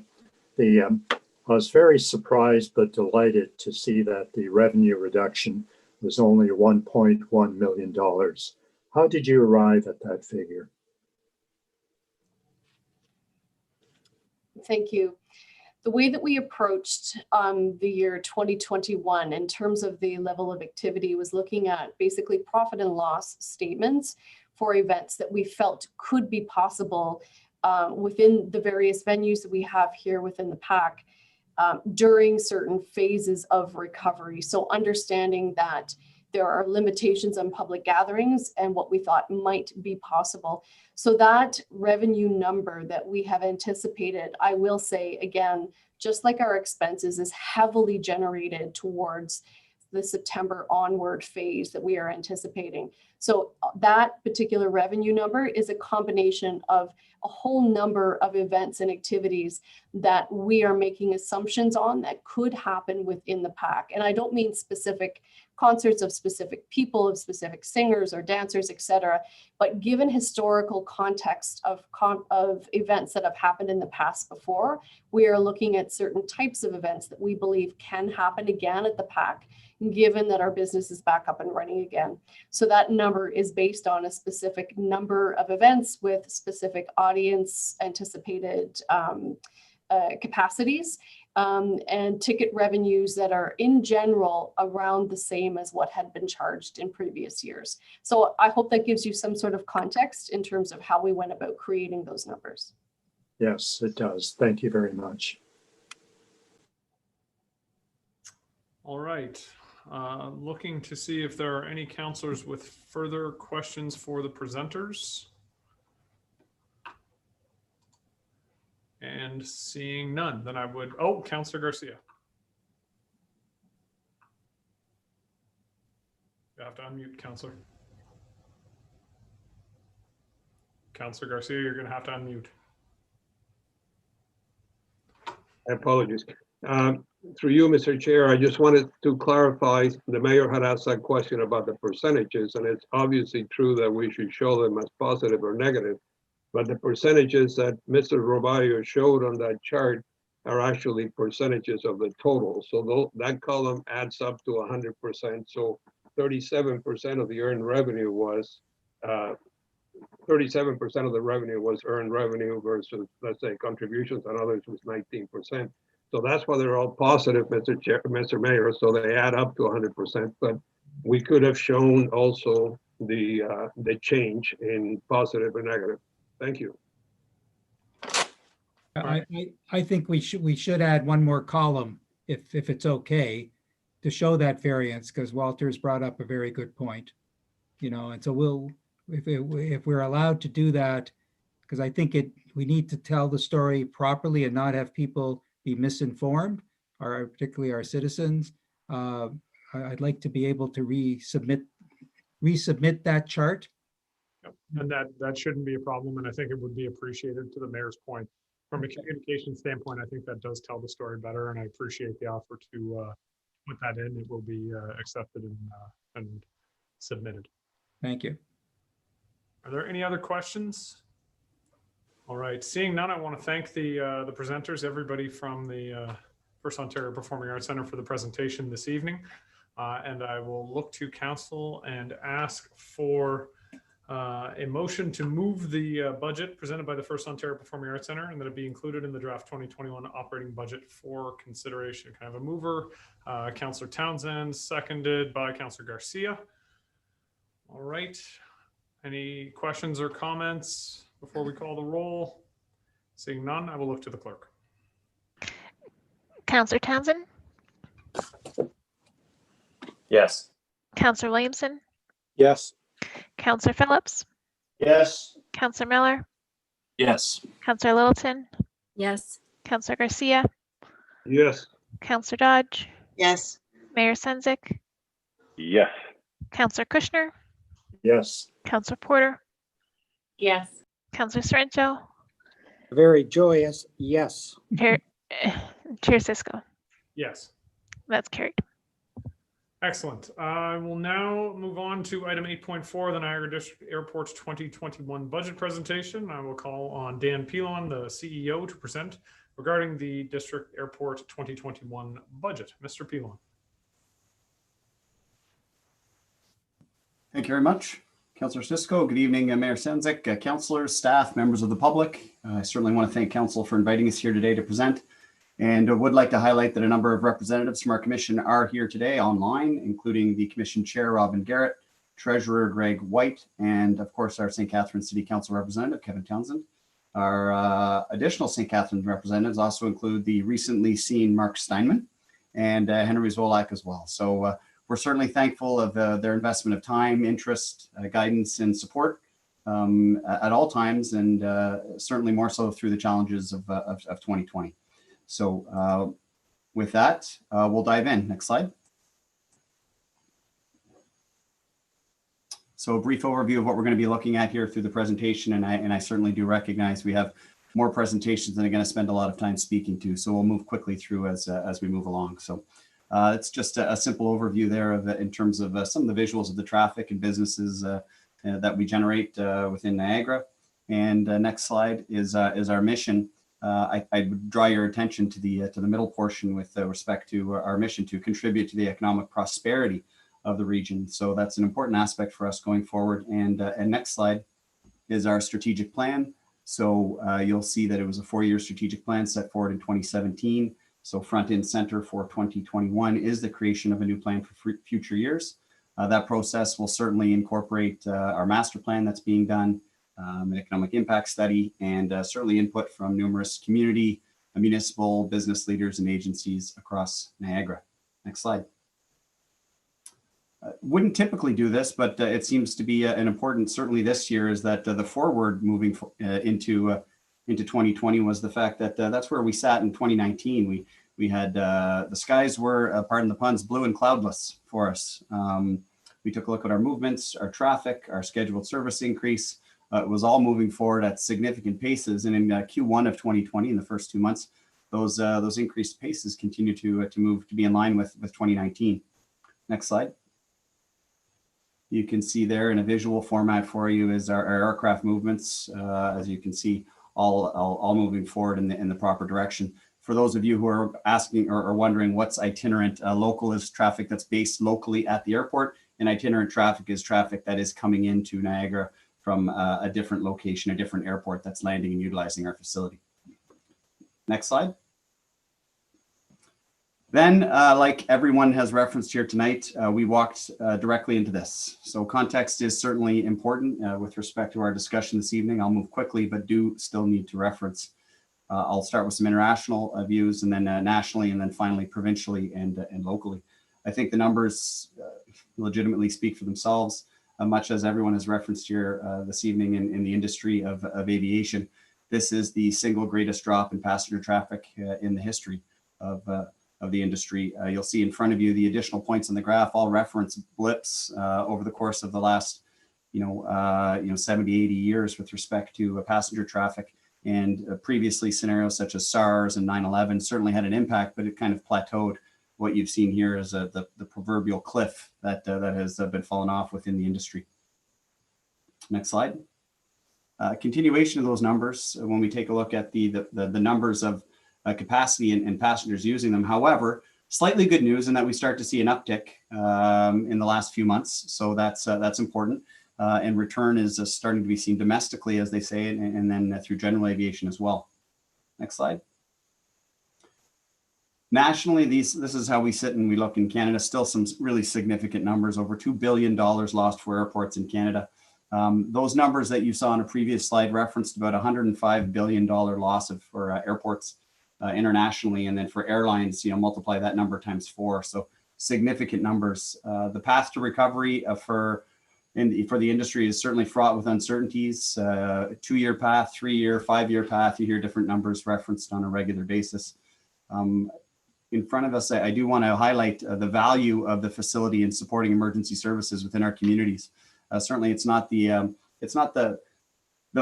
aspect that people necessarily see with respect to the airport on a regular basis. However, a whole host of different areas. A civil aviation search and rescue is located at our facility. So those are the individuals who join the armed forces staff and do spotting on board the Hercules, the C-130 during those emergency operations. They were just used recently for a couple of events in some of the larger waterways, locally. Medevacs, both departing and returning to Niagara, use by Orange, police services, and the photos in front of you is actually an example as well. That actually was over the course of a number of instances over a few months. The Coast Guard was bringing 50 or so staff on board a 737 to engage in training on board one of their ships locally, and was having to use 20 to 25 limousines to be able to get them moving during COVID. But just examples that you don't normally think of when you think of the facility that is located within our borders. So next slide. Provincially and locally, you read the papers, you see it in the news. Temporary suspensions of service are numerous and many. Porter has continued to suspend all services at Billy Bishop until December. And in many instances, it's been the permanent removal of service in some areas. We've seen that Air Canada has permanently removed their service in North Bay and Kingston. Pearson is actually operating at about 1996 levels right now, as you can see. So, and what's made it difficult certainly for us as well is the lack of federal aid programs that are announced that are specific for aviation and airports. So we were not able to access any of them as well. Obviously, Niagara District Airport sits at the crossroads of 2 industries that are certainly very impacted, that being aviation and tourism. Both of those industries are tools for economic development, and we certainly hope to continue to play a role in their recovery over the next number of years. And that recovery is being led by domestic traffic and general aviation. I think you can see that on the right-hand side of that page. That's our number of movements. So that's the number of aircraft that are going up or down. It's not the actual number, but it's percentage change from 2020 to 2019. So as you can see, a calamitous drop in March when you're talking, in April and May and June, in the neighborhood of between 80 to 90% drop in movements. And we've returned to the point of 25 to 30% drop in movements over the last few months. So, we're getting 70 to 75% of our movements back. So that's good news for us as we continue to play a role in some of that return. Next slide. The postscript to the forward, however, still shows some difficult numbers in terms of reductions of overall movements when we compare 2019 to 2020. You can see those numbers in front of you. And additionally, with our scheduled service provider, which is the most obvious comparison to the airline scenario, they've dropped precipitously. It's an 82% drop in passenger traffic. And we're quite unsure in terms of how it looks going forward. They do continue to operate, but it has a significantly reduced schedule, obviously with reduced passengers. However, they do remain in operation, certainly. And it certainly was a much used and growing transportation option for Niagara residents that we've been growing. Next slide. So we'll move forward now into the actual budget, and certainly we're well aware and cognizant of the external environment that we sit in, both within aviation, but obviously within our local municipalities too, as we move forward into budgets as well. So next slide. The key themes for our budget are in front of you. In the short term, simply put, it's a necessary scenario for us. However, it's quite unsustainable in the long term and quite even possibly the medium term.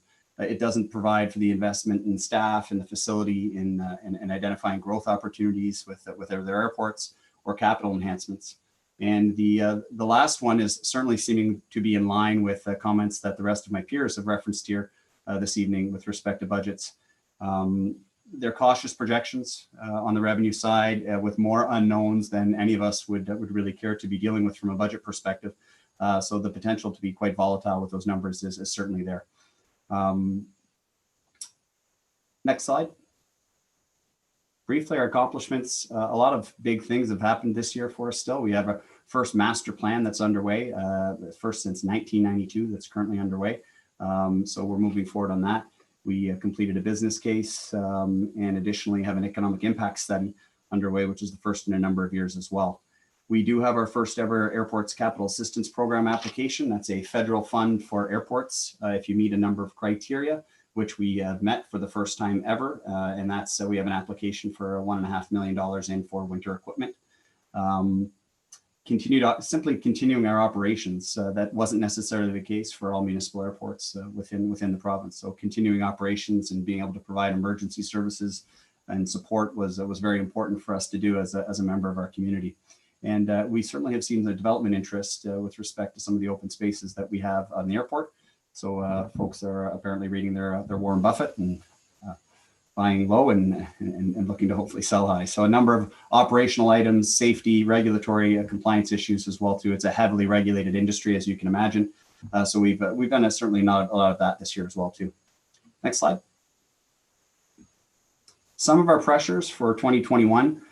Since May, we've continued to be closed by Canadian Border Services as a point of entry for international flights. That's not just our airport, that's essentially many marine and air points of entry throughout Canada. So in Ontario, I believe it's Pearson International and Ottawa, I think are your points of entry for international flights. So we continue to be closed. So that's had a definitive impact on corporate aviation and some of our tourism aviation. The variability of our revenues is going to be a significant pressure for us next year. All of our aviation related revenues, that's fuel, that's parking, that's landing, that's airport improvement fees, which is like a passenger fee. All of those items are there. So a number of other items in front of you that you can look at right there. And certainly we need to have a decision in the short order on our secondary runways. We have one that has been closed since 2018, and we have our other secondary runway that will be in need of rehabilitation or closure within the next year. So those are decisions that we have continued to put off, and really after this year, we'll probably no longer be able to push that decision forward. Next slide. So this is the number here in front of you. I'll remind you that with respect to our municipal grant is split within the 3 municipalities.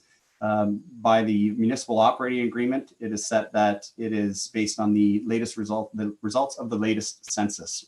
So based on those results, that's how proportionally the costs are split by municipality. So when we take a look at it, both our operating and capital contributions that we're requesting here today, it turns into a 1.5% increase with respect to the actual contribution. Next slide. When we take a look at our 5-year history, as you can see, the actual budget is being reduced by 4.2%. So while our budget is being reduced, as you can see the numbers in front of you, the unfortunate aspect of our budget is, given the absence of levers that we have on the revenue side, as you can see by the revenues by source, our strategic plan at the beginning certainly spoke to wanting to increase our revenue to reduce our reliance on our municipal grant. It was part of the discussion earlier with one of the other agencies and boards and commissions as well. Unfortunately for us, this budget removes much, if not all, of the strides we had made on that front over the course of the last few years. As you can see in front of you, essentially, you see the sources, and now we sit at approximately a 60-40 split from a revenue side with respect to our revenue coming from a municipal grant versus our own source revenues. Next slide. This is how we actually get from A to B when we take a look at our numbers. The actual budget, as you can see, is a 4.2% reduction. The operating grant that we're requesting sits at a 2% increase. And most of that, as you can see in front of you, is really felt in our general revenues area. So that's the revenues I previously referenced: fuel, parking, landing, all of those areas that are dropping by a significant amount. And we only have so many different levers to be able to manage that. The next slide speaks to some of those areas where we have. So this isn't a straight line exercise. So you're not going to be able to start at the opening number and get to the bottom number, but it really gives you an idea as to what we've done to be able to manage that this year for 2021 in budget. Essentially, as you can see, we are managing our operating expenses, our administrative expenses, all of those things. Well, you can see it's a significant reduction across all of those lines, managing all those instances, doing some things in-house where we've previously done them outside of that. So offset against a significant reduction in those fees. So you can see the remainder of numbers there. As I said, it's not a straight line exercise, but you can see really these are the items that are impacting us. Next slide. There's your the actual operating grant request in terms of the number, what you take a look at from a per capita cost. And next slide, we'll move on to our capital request.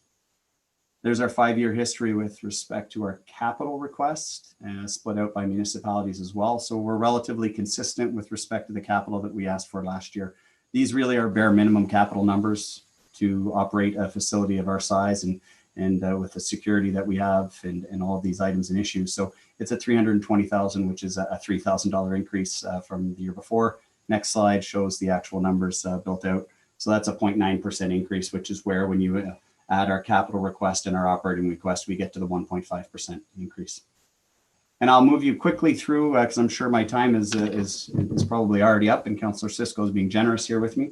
For our capital budget, our drivers really are based on compliance, regulatory compliance. And these are mostly must-haves, not nice-to-haves when we take a look at it. We have some that are about sustainability, but most of them are about the compliance. So next slide, you can, next slide as well. Thank you. So as you can see, the split that we have there from a numbers perspective, overall, it's $320,000. The next two slides speak to what they are. I won't get into the details in terms of speaking to each and every one of these items. There is some information there to be able to let you, and I'm certainly open to any questions with respect to those items that are there. And lastly, I did want to finish with reference to an item I spoke to earlier, which is the Airports Capital Assistance Program as a federal program. When we put our application in May, we certainly had the support of your council and our other municipal councils in speaking with our members of parliament, who have all been quite supportive as well. And we're hopeful of hearing within the next month or two that we could be successful in terms of getting this. You can see the numbers that sit right there. This is a fund that's been around for some time, but you have to meet certain targets, including the passengers who actually operate going through your facility. So we finally met those targets, and we're pretty excited to be able to put that application in, and are hopeful to be able to hear good news from that before year end. So always good to end on hopefully some good news. So with that, I will thank you very much for your time, and certainly step back to answer any questions. Excellent. Thank you very much, Mr. Pilon, for that presentation. I'm looking to my list. I have Councillor Townsend.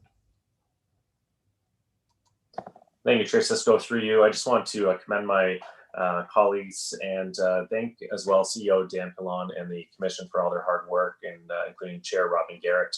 Obviously, as you know, it's been a unique time this year for, well, we all know what's happening, but they found ways to pivot and find ways to continue to have movements at the airport, whether it be working with the Canada Coast Guard, working with Orange, or even finding unique ways to utilize some of the airport space to rent out the space to film car commercials. So I just want to thank them for their work, and I'll leave the questions here for my colleagues. Thank you. All right, thank you very much, Councillor Townsend. Councillor Sorrento. Thank you, Chair. Recognizing you, my question is for Executive Director Pilon, and it's a quick question. You mentioned in the report a pending sale under the accomplishments of the airport of Hangar 13 and possibly other hangars. Are you able to tell us what you expect to get from the sale of these hangars and how it'll affect the budget, if you can? Through Chair Cisco, Council Sorrento, I wouldn't be able to speak to any specifics from a perspective. However, we do have open spaces and we're in direct contact with a number of groups and individuals for development in that space. And so I think what the key takeaway for me, and I hope for everyone, is that we've had significant upticks in the level of interest. We've had numerous individuals who are interested in developing on various spaces, and we're having to go through the prospect within our development committees of researching and discussing and identifying, which is a nice place to be, which best fits our strategic plans going forward, revenue targets, all of those items. So it's certainly been interesting to have an enhanced level of interest in, and it's, to be clear, it's a vacant space where we lease the land and they actually would be responsible, the interested parties would be responsible for actually developing on that space. Great, thank you.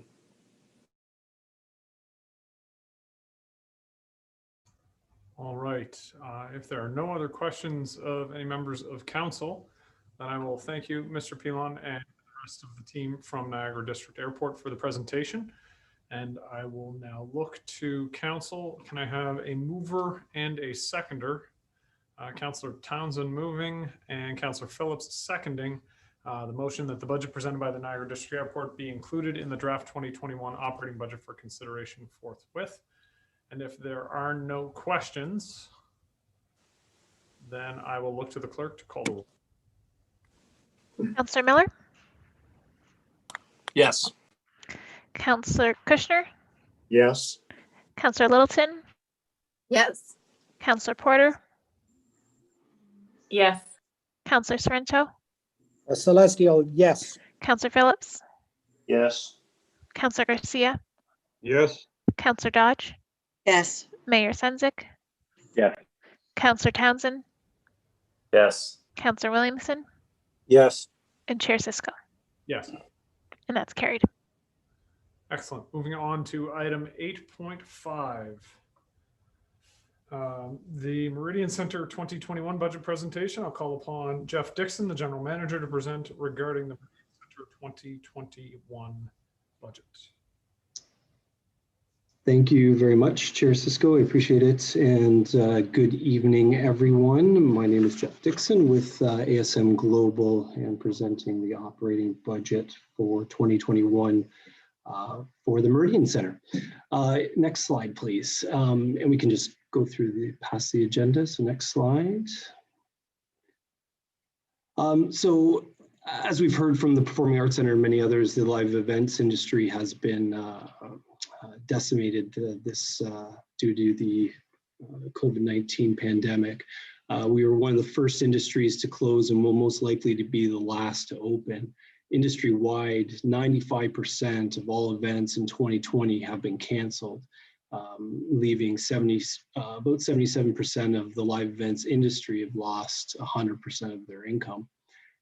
Live events alternatives such as drive-ins and streaming concerts are not financially feasible for and viable for facilities like ours. Next slide, please. A snapshot of what the Meridian Center, how it was impacted by the pandemic. We lost 50 events were canceled or postponed. 46 canceled and only 4 postponed, which we were able to move those into 2021. A positive from those postponements is actually we saw an 80% of the ticket holders holding on to their tickets for those future events. So that gives us a glimmer of hope for the future. 61 event days, but a big thing there is over 200,000 attendees did not go through the Meridian Center, so didn't park in the downtown, didn't dine in any of the facilities, didn't have a beverage in one of the bars, didn't use a taxi to get home. So that's impact to our whole community. That was a $1.3 million net loss to our bottom line, which really did impact the building, obviously. The as the pandemic hit, we developed a cost mitigation strategy to balance our expenses, keep the facility up and running, or just the upkeep of it.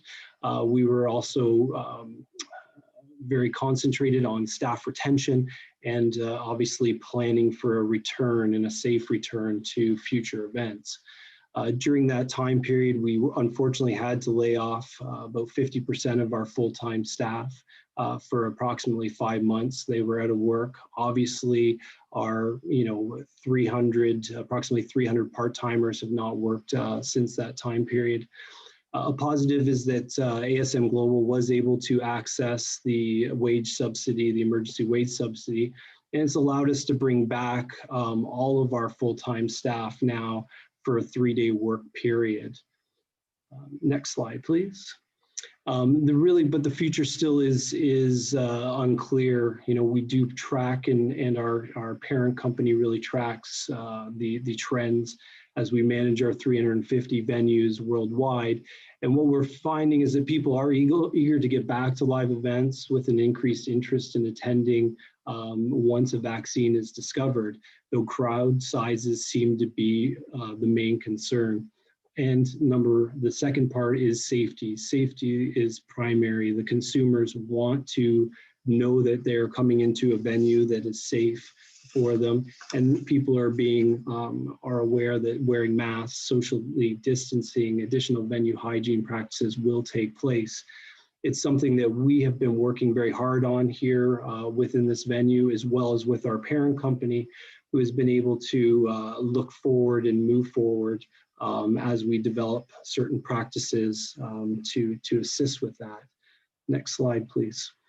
Our company's created something that's called, or a program that's called Venue Shield. As we begin to open around the world in this new environment, the focus must be placed on providing the highest level of health and safety protection to inspire that confidence of our customer and get them to return. Our parent company has worked with experts around the globe to develop and ensure that the venues have the information protocols they need to follow health and safety best practices when reopening to the public. Next slide, please. The Meridian Center itself, we've spent a lot of our time working on developing the venues reactivation plan. Our first phase of this reactivation plan was put in place when we were successfully able to host the CEBL Summer Series, which saw our venue being used for approximately 21 days. We were extremely proud that St. Catharines and the Meridian Center was probably one of the first venues in Canada to safely host an event during this time period. A big part of that was our first stage of our reactivation plan, which allowed us to look really at the health and safety for not only our staff, but also the players that were involved, as well as their staff and team members. The plan really provides the direction on how our venue will implement the Venue Shield health and safety across the whole venue, as well as in our future events.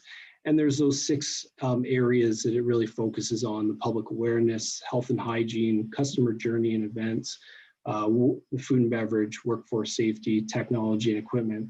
We are ready for live events to return to this building. We have been preparing for that. We have successfully hosted safe events for the duration of this building. Now with the pandemic, we have to be a little bit creative. We have to be a little more cautious, but we are prepared to do that no matter what the capacities unfold and what that how that unfolds. Next slide, please. Getting to the budget, so taking in consideration a lot of those, some of the uncertainties that we have, when we created this budget a number of months ago, there was assumptions that had to be made at that time. If council were to ask me right now, would the budget be different if I were to create it today, I would have to say yes, a little bit. But there are some areas that we're still hoping for, with fingers crossed. We're being cautiously optimistic as we move forward. So some of the assumptions we made was an allowable capacity in January and February of 25%, March, April, 50, May and June of 75, and then looking in the 3rd and 4th quarter being 100% capacity in the venue. Q1, only Ice Dogs games being played. That's based on our booking calendars and what we're hearing from our fellow promoters in the industry and our clients as we talk to them out there. We do have clients who do have holds in Q2 for live events in the building. Now, obviously, it determines the government. It will determine if we're going to be able to do those, because some of those holds actually are about 4,000 or 5,000 people right now, size of events that they will be. So we're hopeful that that will happen. Q3 and 4, we're hoping that the business levels will return. Usually our third quarter, the summertime is a little bit quieter for us, but then as the Ice Dogs start up their next season and we see a big pickup of concerts and events late Q3 into Q4, that's when we're, as I mentioned, cautiously optimistic that the levels will return and the revenues will return as well. And we have seen that there is just some modest, if we can go back just one slide, some modest expenses that we have to take into consideration. And that's really to ensure customer confidence as they return to our venue and the safe return of events. We also, for this budget, we had to assume at the time when we created it that there would be no Canadian emergency wage subsidy, which we're hopeful that that will be implemented until June of next year, and that we'll be able to take full advantage of that. So if we can go to the next slide, please. What we tried to do is that we did, in this slide here, you'll see that it's our income part of our slide. We have put what we will be forecasting for our events for 2020. As you can see, there's only 18 events when we were budgeting at 65. My hope was at this time, without a pandemic, that we would have exceeded that budget in a positive manner. We were well on track to move forward with a really great 2020, and it was basically our lead in 2020 was Cirque du Soleil doing 9 shows here that we had to cancel about 26,000 tickets for that show alone. We're hopeful that they will return, but they, as maybe some of you have heard, they did file for bankruptcy. So they are going through that process right now, but there is the possibility that they return in the future with us, and we have already spoken to them. Looking to the budget, the 2021 budget, we do see that there is a decrease over our 2020 budget revenues. We also see that, we have worked hard on our operating expenses to bring those down and bring those in line. What we have found is that even when we do work at a 25% capacity, and in order to do that safely, what we're finding is that we have to ensure that we're using the entire venue to allow people to move and around the venue. That is reducing our net profits per event. And we're seeing even at a 25% that it's very, very slim margins. So the revenues really don't impact our budget until later in the year when the capacities can be much higher for us. We've worked very hard on reducing as many of the expenses and getting into the details. If we flip one page forward, please, on the slide. And then just on some of the income, excuse me, the suites and clubs and sponsorship and advertising, we've seen a downtick in that, obviously without the events in. If we go one more slide, please, forward. Where we've seen some of the expenses increase are the sales and wages. The only increase there is added hygiene practices for each event. We've had to add in additional cleaners that we are uncertain if we're going to be able to offset those onto our future clients. But so we want to make sure that is covered as we move into the future. Obviously, increased supplies into cleaning and PPE is one of the big things that we've seen to be able to provide our staff with the proper resources they need. But we have seen a large reduction in our utilities due to the capital investment that was able to take place this year, and our new LED sports lighting is in place. And so we're seeing already some positive returns there. Next slide, please. Looking into the future, when will we be able to host events in 2021? That's our thing. We are very hopeful that obviously that in January we can welcome people back in the building, fingers crossed, and we're doing our part here to be prepared for that so that we can open the doors. When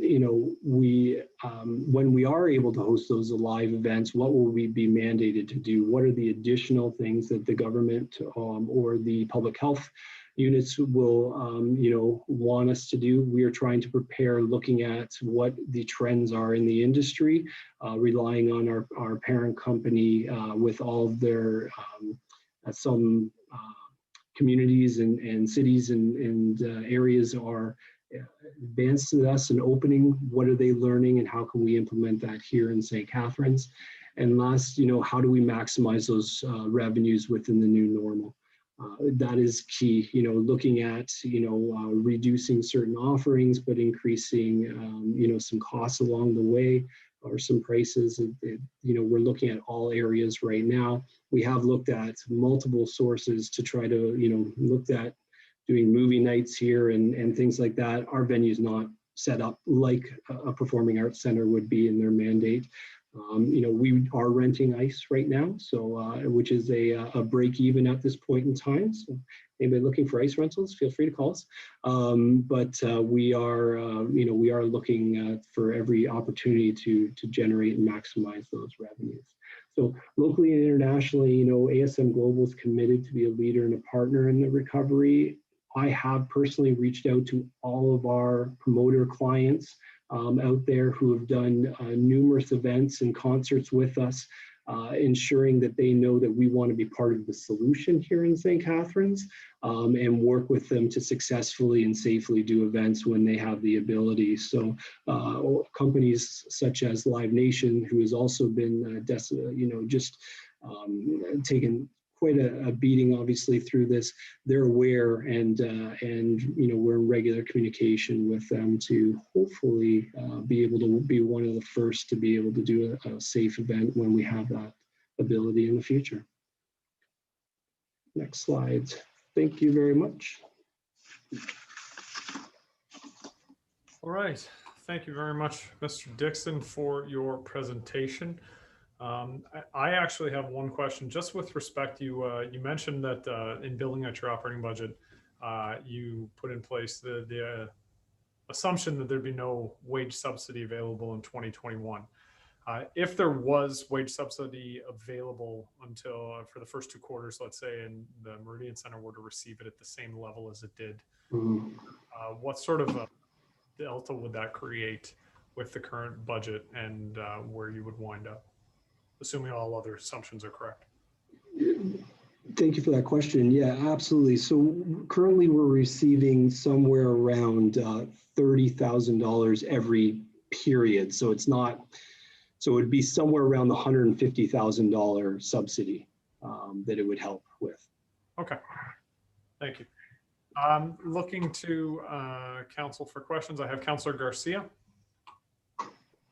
Thank you, Mr. Mayor, or Mr. Chair, I'm sorry. Mr. Chair, through you to Mr. Dixon, thank you for the presentation. I have a question on your budget highlights. I'm trying to understand how the SMG fees work, the management fees, because if I go back to 2019, when we had 84 events, but they were 185,000. And then we're forecasting they're actually going to be a bit higher in 2020 at 189,000, even though we think we'll only have a total of 18 events. And they go up certainly from 2019 again in 2021. So can you please share with us how that works? Certainly, yes. So it is a set monthly fee that is that was contracted prior to my time, but through our parent company with the city, that is it increases based on, I think, a consumer price index. So I'm not sure exactly the ins and outs of the increases annually, but that it's not related to individual events. It's based on a monthly fee that is paid forward.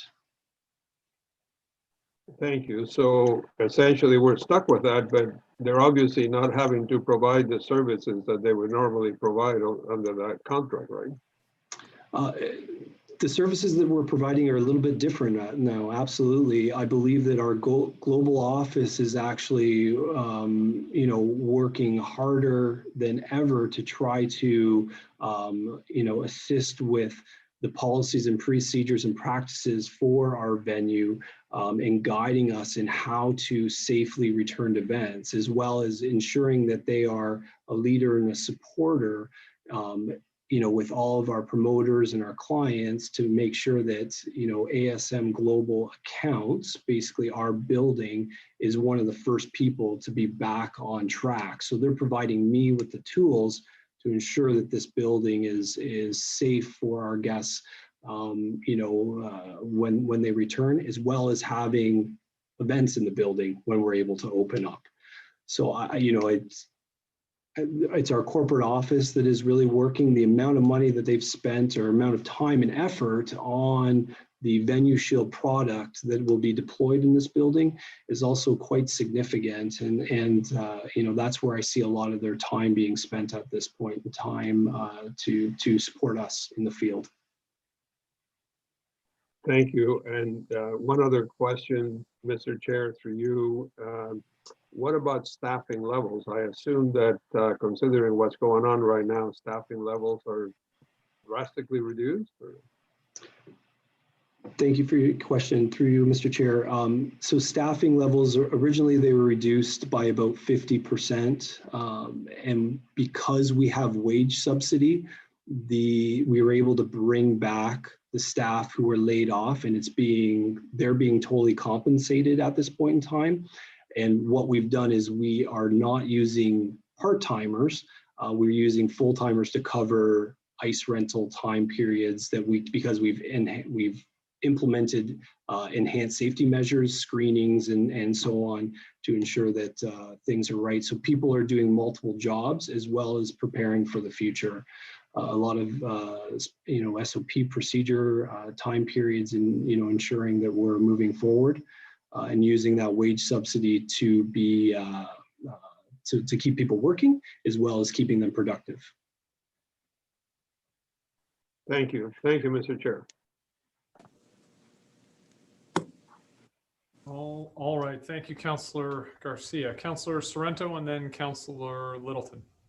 Thank you, Chair Cisco. To Mr. Dixon, further to our conversation, Manager Dixon, can you tell us and the people at home what the break-even point is once sales are able to begin for the Meridian Center, in terms of a percentage where we begin to make a little bit of money? Is it at 30%, 25%, 40%?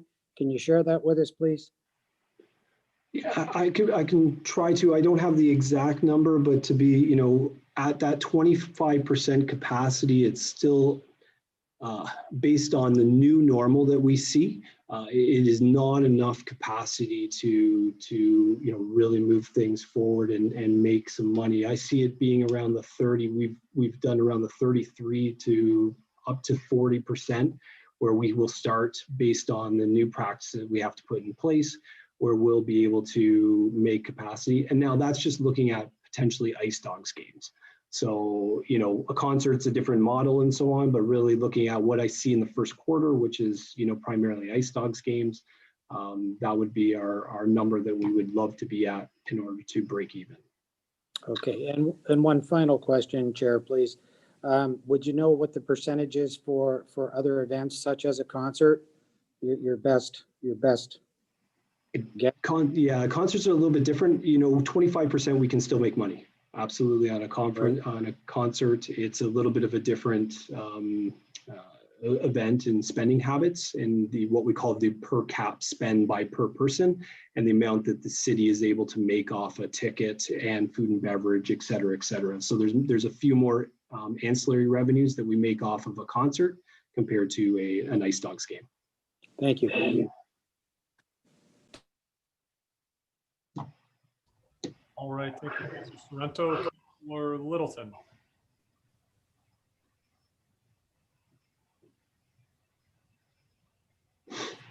Thank you, Mr. Chair. I just had a quick, it's the survey done events with, after, do you have any idea of stakeholders that you've spoken about what the comfort level is going to be until vaccine is done, until we see those numbers come back? Or is it just gradually going to be, as things are rolled out, you're feeling that the crowd, not crowds, but folks are going to be coming back as things progress? Mr. Dixon, did you catch the first part of that? Unfortunately, Mr. Chair, no, I did not. All right, Councilor Littleton, I'm going to ask you to repeat. You cut out a little bit there for the first, I would say, half of your question. So if you could start from the top again, it would be appreciated. I apologize. Can you hear me now? Yes.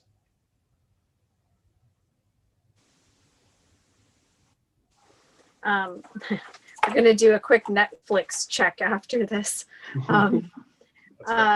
It says on that slide about the Nielsen music have indicated that they're going to be ready to come back after the vaccine is discovered. But are we going to have to wait that long, or when they're indicating they're going to be able to come back? And I guess I'm wondering, is it as soon as you have programs available? Through you, Mr. Chair, I believe I have all the questions. Sorry, Councilor, you cut in a little bit in and out. No, that data was basically just the one primary question that is being asked. So that report is they've been doing the same report pretty much every 3 weeks to 4 weeks through the pandemic to keep gauging what the employee or what the attendee, the fans feel is to come back. One of the question, that was just one of the questions they answered. So once there is a vaccine, people are feeling much more confident to come back. That doesn't mean that that's going to be here too. Once we have programming, we will do our best to fill this building. I believe that this town has very loyal Ice Dogs fans, and I will see that, though I can't speak to their ticket sales, we would have to speak to the organization for that. My understanding is that, there's a very strong demand to return to the building when that is possible. So, we're excited about that. So we believe that, if the Ice Dogs do have the ability, or if we as a venue have the ability to welcome 25% capacity in the building in the first quarter, our Ice Dogs games will see that.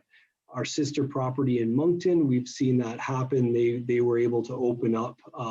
They are in the Quebec Minor Junior Hockey League, and they were able to open up a few weeks ago at a 25% capacity, and they did hit their 25% capacity for their first couple of games. Now they shut down for a few games and opened up last weekend again to 25% capacity and sold the 25% capacity.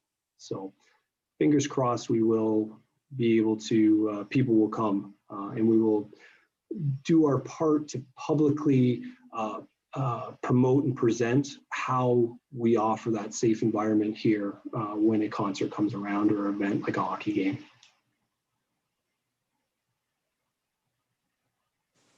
Thank you. All right, Mayor Senza. Okay, thank you. Thank you to General Manager Dixon for the presentation. In terms of the ask, so, and stylistically, and this is for our Director of Finance, stylistically, I would like to see on, I'm getting feedback, if someone can turn off, I don't know where I'm getting it from. Dixon, there you go. In terms of the first or second page of the presentation, put what your ask is so that everyone can see it up front. So my question to Mr. Dixon is, your ask of the city is the 1.1 like it's a $1 million ask, correct? Yes, through you, Mr. Chair. Yes, correct. That is a $1 million ask. Okay, and it just helps. It just helps for both council and the public to see with every presentation what the actual ask is, instead of having to sort of dig into the council highlights and look at the numbers. In terms of the presentation here is, I guess the question that I have outstanding is that number is it's a finger crossed number, as you were saying. So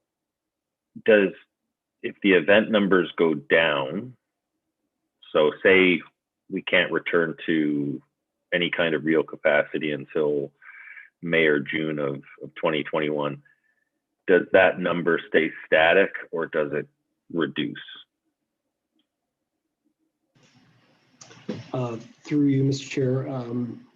Yes, so obviously our goal would be to keep that static. We did see that we did have to come to council in 2020, in April in 2020, and asked for approximately 1.2, almost $1.3 million, or go up to that deficit. What we've been able to do is take some time this year and understand our, dig into our expenses, be able to operate more efficiently. And we believe that, even with sort of the first half of the year being a bit of a loss or a wash, we would be still able to hit that $1 million, loss as the greatest point. Okay, and just through the chair. So again, the way this is presented, I think it'd be easier if you broke out the wages from the operating expenses, so that you show, because I think some of the questions from council that you're hearing is, what is a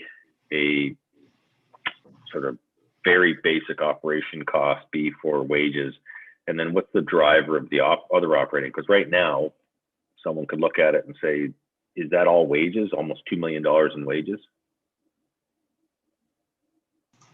No, it is not. So wages is approximately half of that number. That's why I think it's important to break that out and show here's what their wages are, and then what other operating expenses are cost drivers for a facility like this.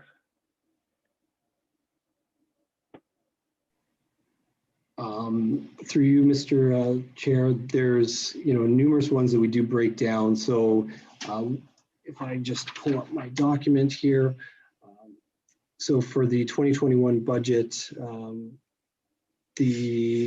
what we see is a lot in our repair and maintenance. Building our budget, we're assuming that we are going to be active and moving forward. So we see a number of things in the repair and maintenance side of it. We do see just general operating expenses. Telecommunications is a big one. Janitorial supplies. Hydro, electricity, all of our utilities tend to be one. We do have numerous maintenance contracts that also are a big expenditure for the venue as well. Okay. So I guess through the chair, this would be one that I would like to come back just for a better review of those operating lines. And it's not to try and sort of micromanage, but I think it gives us a better insight as to if that number of I'll just say round it down to 1 million. If that's a realistic number, and giving an opportunity to see it, what is a realistic number heading into? And I know, Mr. Dixon, you said a very, I think, somewhat conservative budget, but I think coming back for just a further discussion and giving us some additional information, and sure, it may be in the big budget book, the 250-page book, it could be sitting in there, but I think having it presented in a way that there could be some more fulsome discussion around the $2 million, plus you already have utilities in there, so it's $2.2 $2.4 million in operating utilities. We need to be able to explain that to the public what that actually is when you have a building that's largely dark, except for rec hockey. And just got to get our sight lines. And I know you built in that there will be, it's tied to events, but I think we also need to have a fulsome discussion as a council. What's the actual event structure going to look like? Because I think you're right. It's going to be quarter 3 and 4. And we may have a more fulsome discussion about where to find some opportunities to allocate funds without having to go to the taxpayer on this one. So I just think we need to have a discussion as a council. I'd like to see this one come back for another brief discussion. All right, so when the time comes, Mr. Mayor, a motion to receive and refer back to staff for those issues that you've noted. Are there any other questions for Mr. Dixon while he is here? All right, seeing none, Mr. Dixon, thank you for the presentation today and for the information you brought.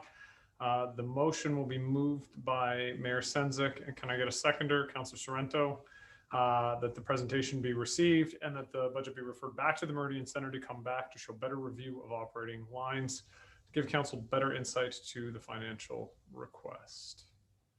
Mr. Mayor, does that meet with what you're looking for? Now, excellent. Now, before we move on, is there any other information the council would like included when this does come back? All right, I'm just looking for raised hands and I'm not seeing any. Okay, so we have a motion on the floor. I will look to the clerk to call the roll. Mayor Sendzik? Yes. Councillor Sorrento? Yes. Councillor Garcia? Yes. Councillor Kushner? Yes. Councillor Dodge? Yes. Councillor Miller? Yes. Councillor Porter? Councillor Littleton?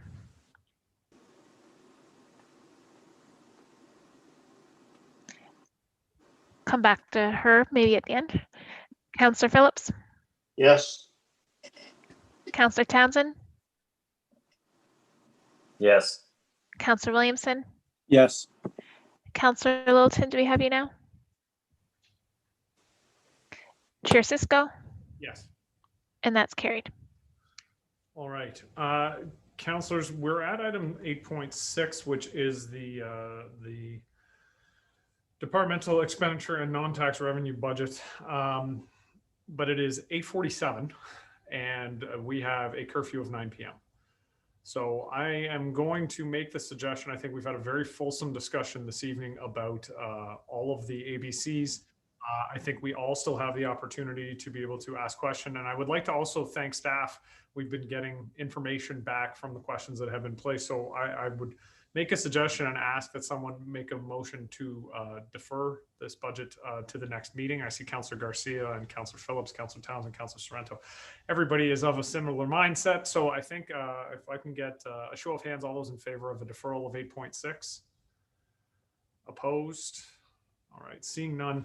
I will ask councilors, please do continue to send questions to staff. I know that a number of us have already done so, and I know it makes staff's job easier as well as ours, and as much preparation time as you can give to staff for that next meeting on November the 9th. We do have time built in for questions of staff in the council meetings, but also amendments. So the second part to my ask at this time is that if you have amendments that you believe should be coming forward, please begin to forward those to staff. It's important for a number of reasons. The biggest of which is that when amendments come forward, sometimes the believed savings or the believed costs that councilors believe exist are different from what staff will present, and that changes the way we view the budget holistically. So as in previous years, I simply ask, if you know of amendments you would like to make, please do forward those to staff so we can have them on the agenda.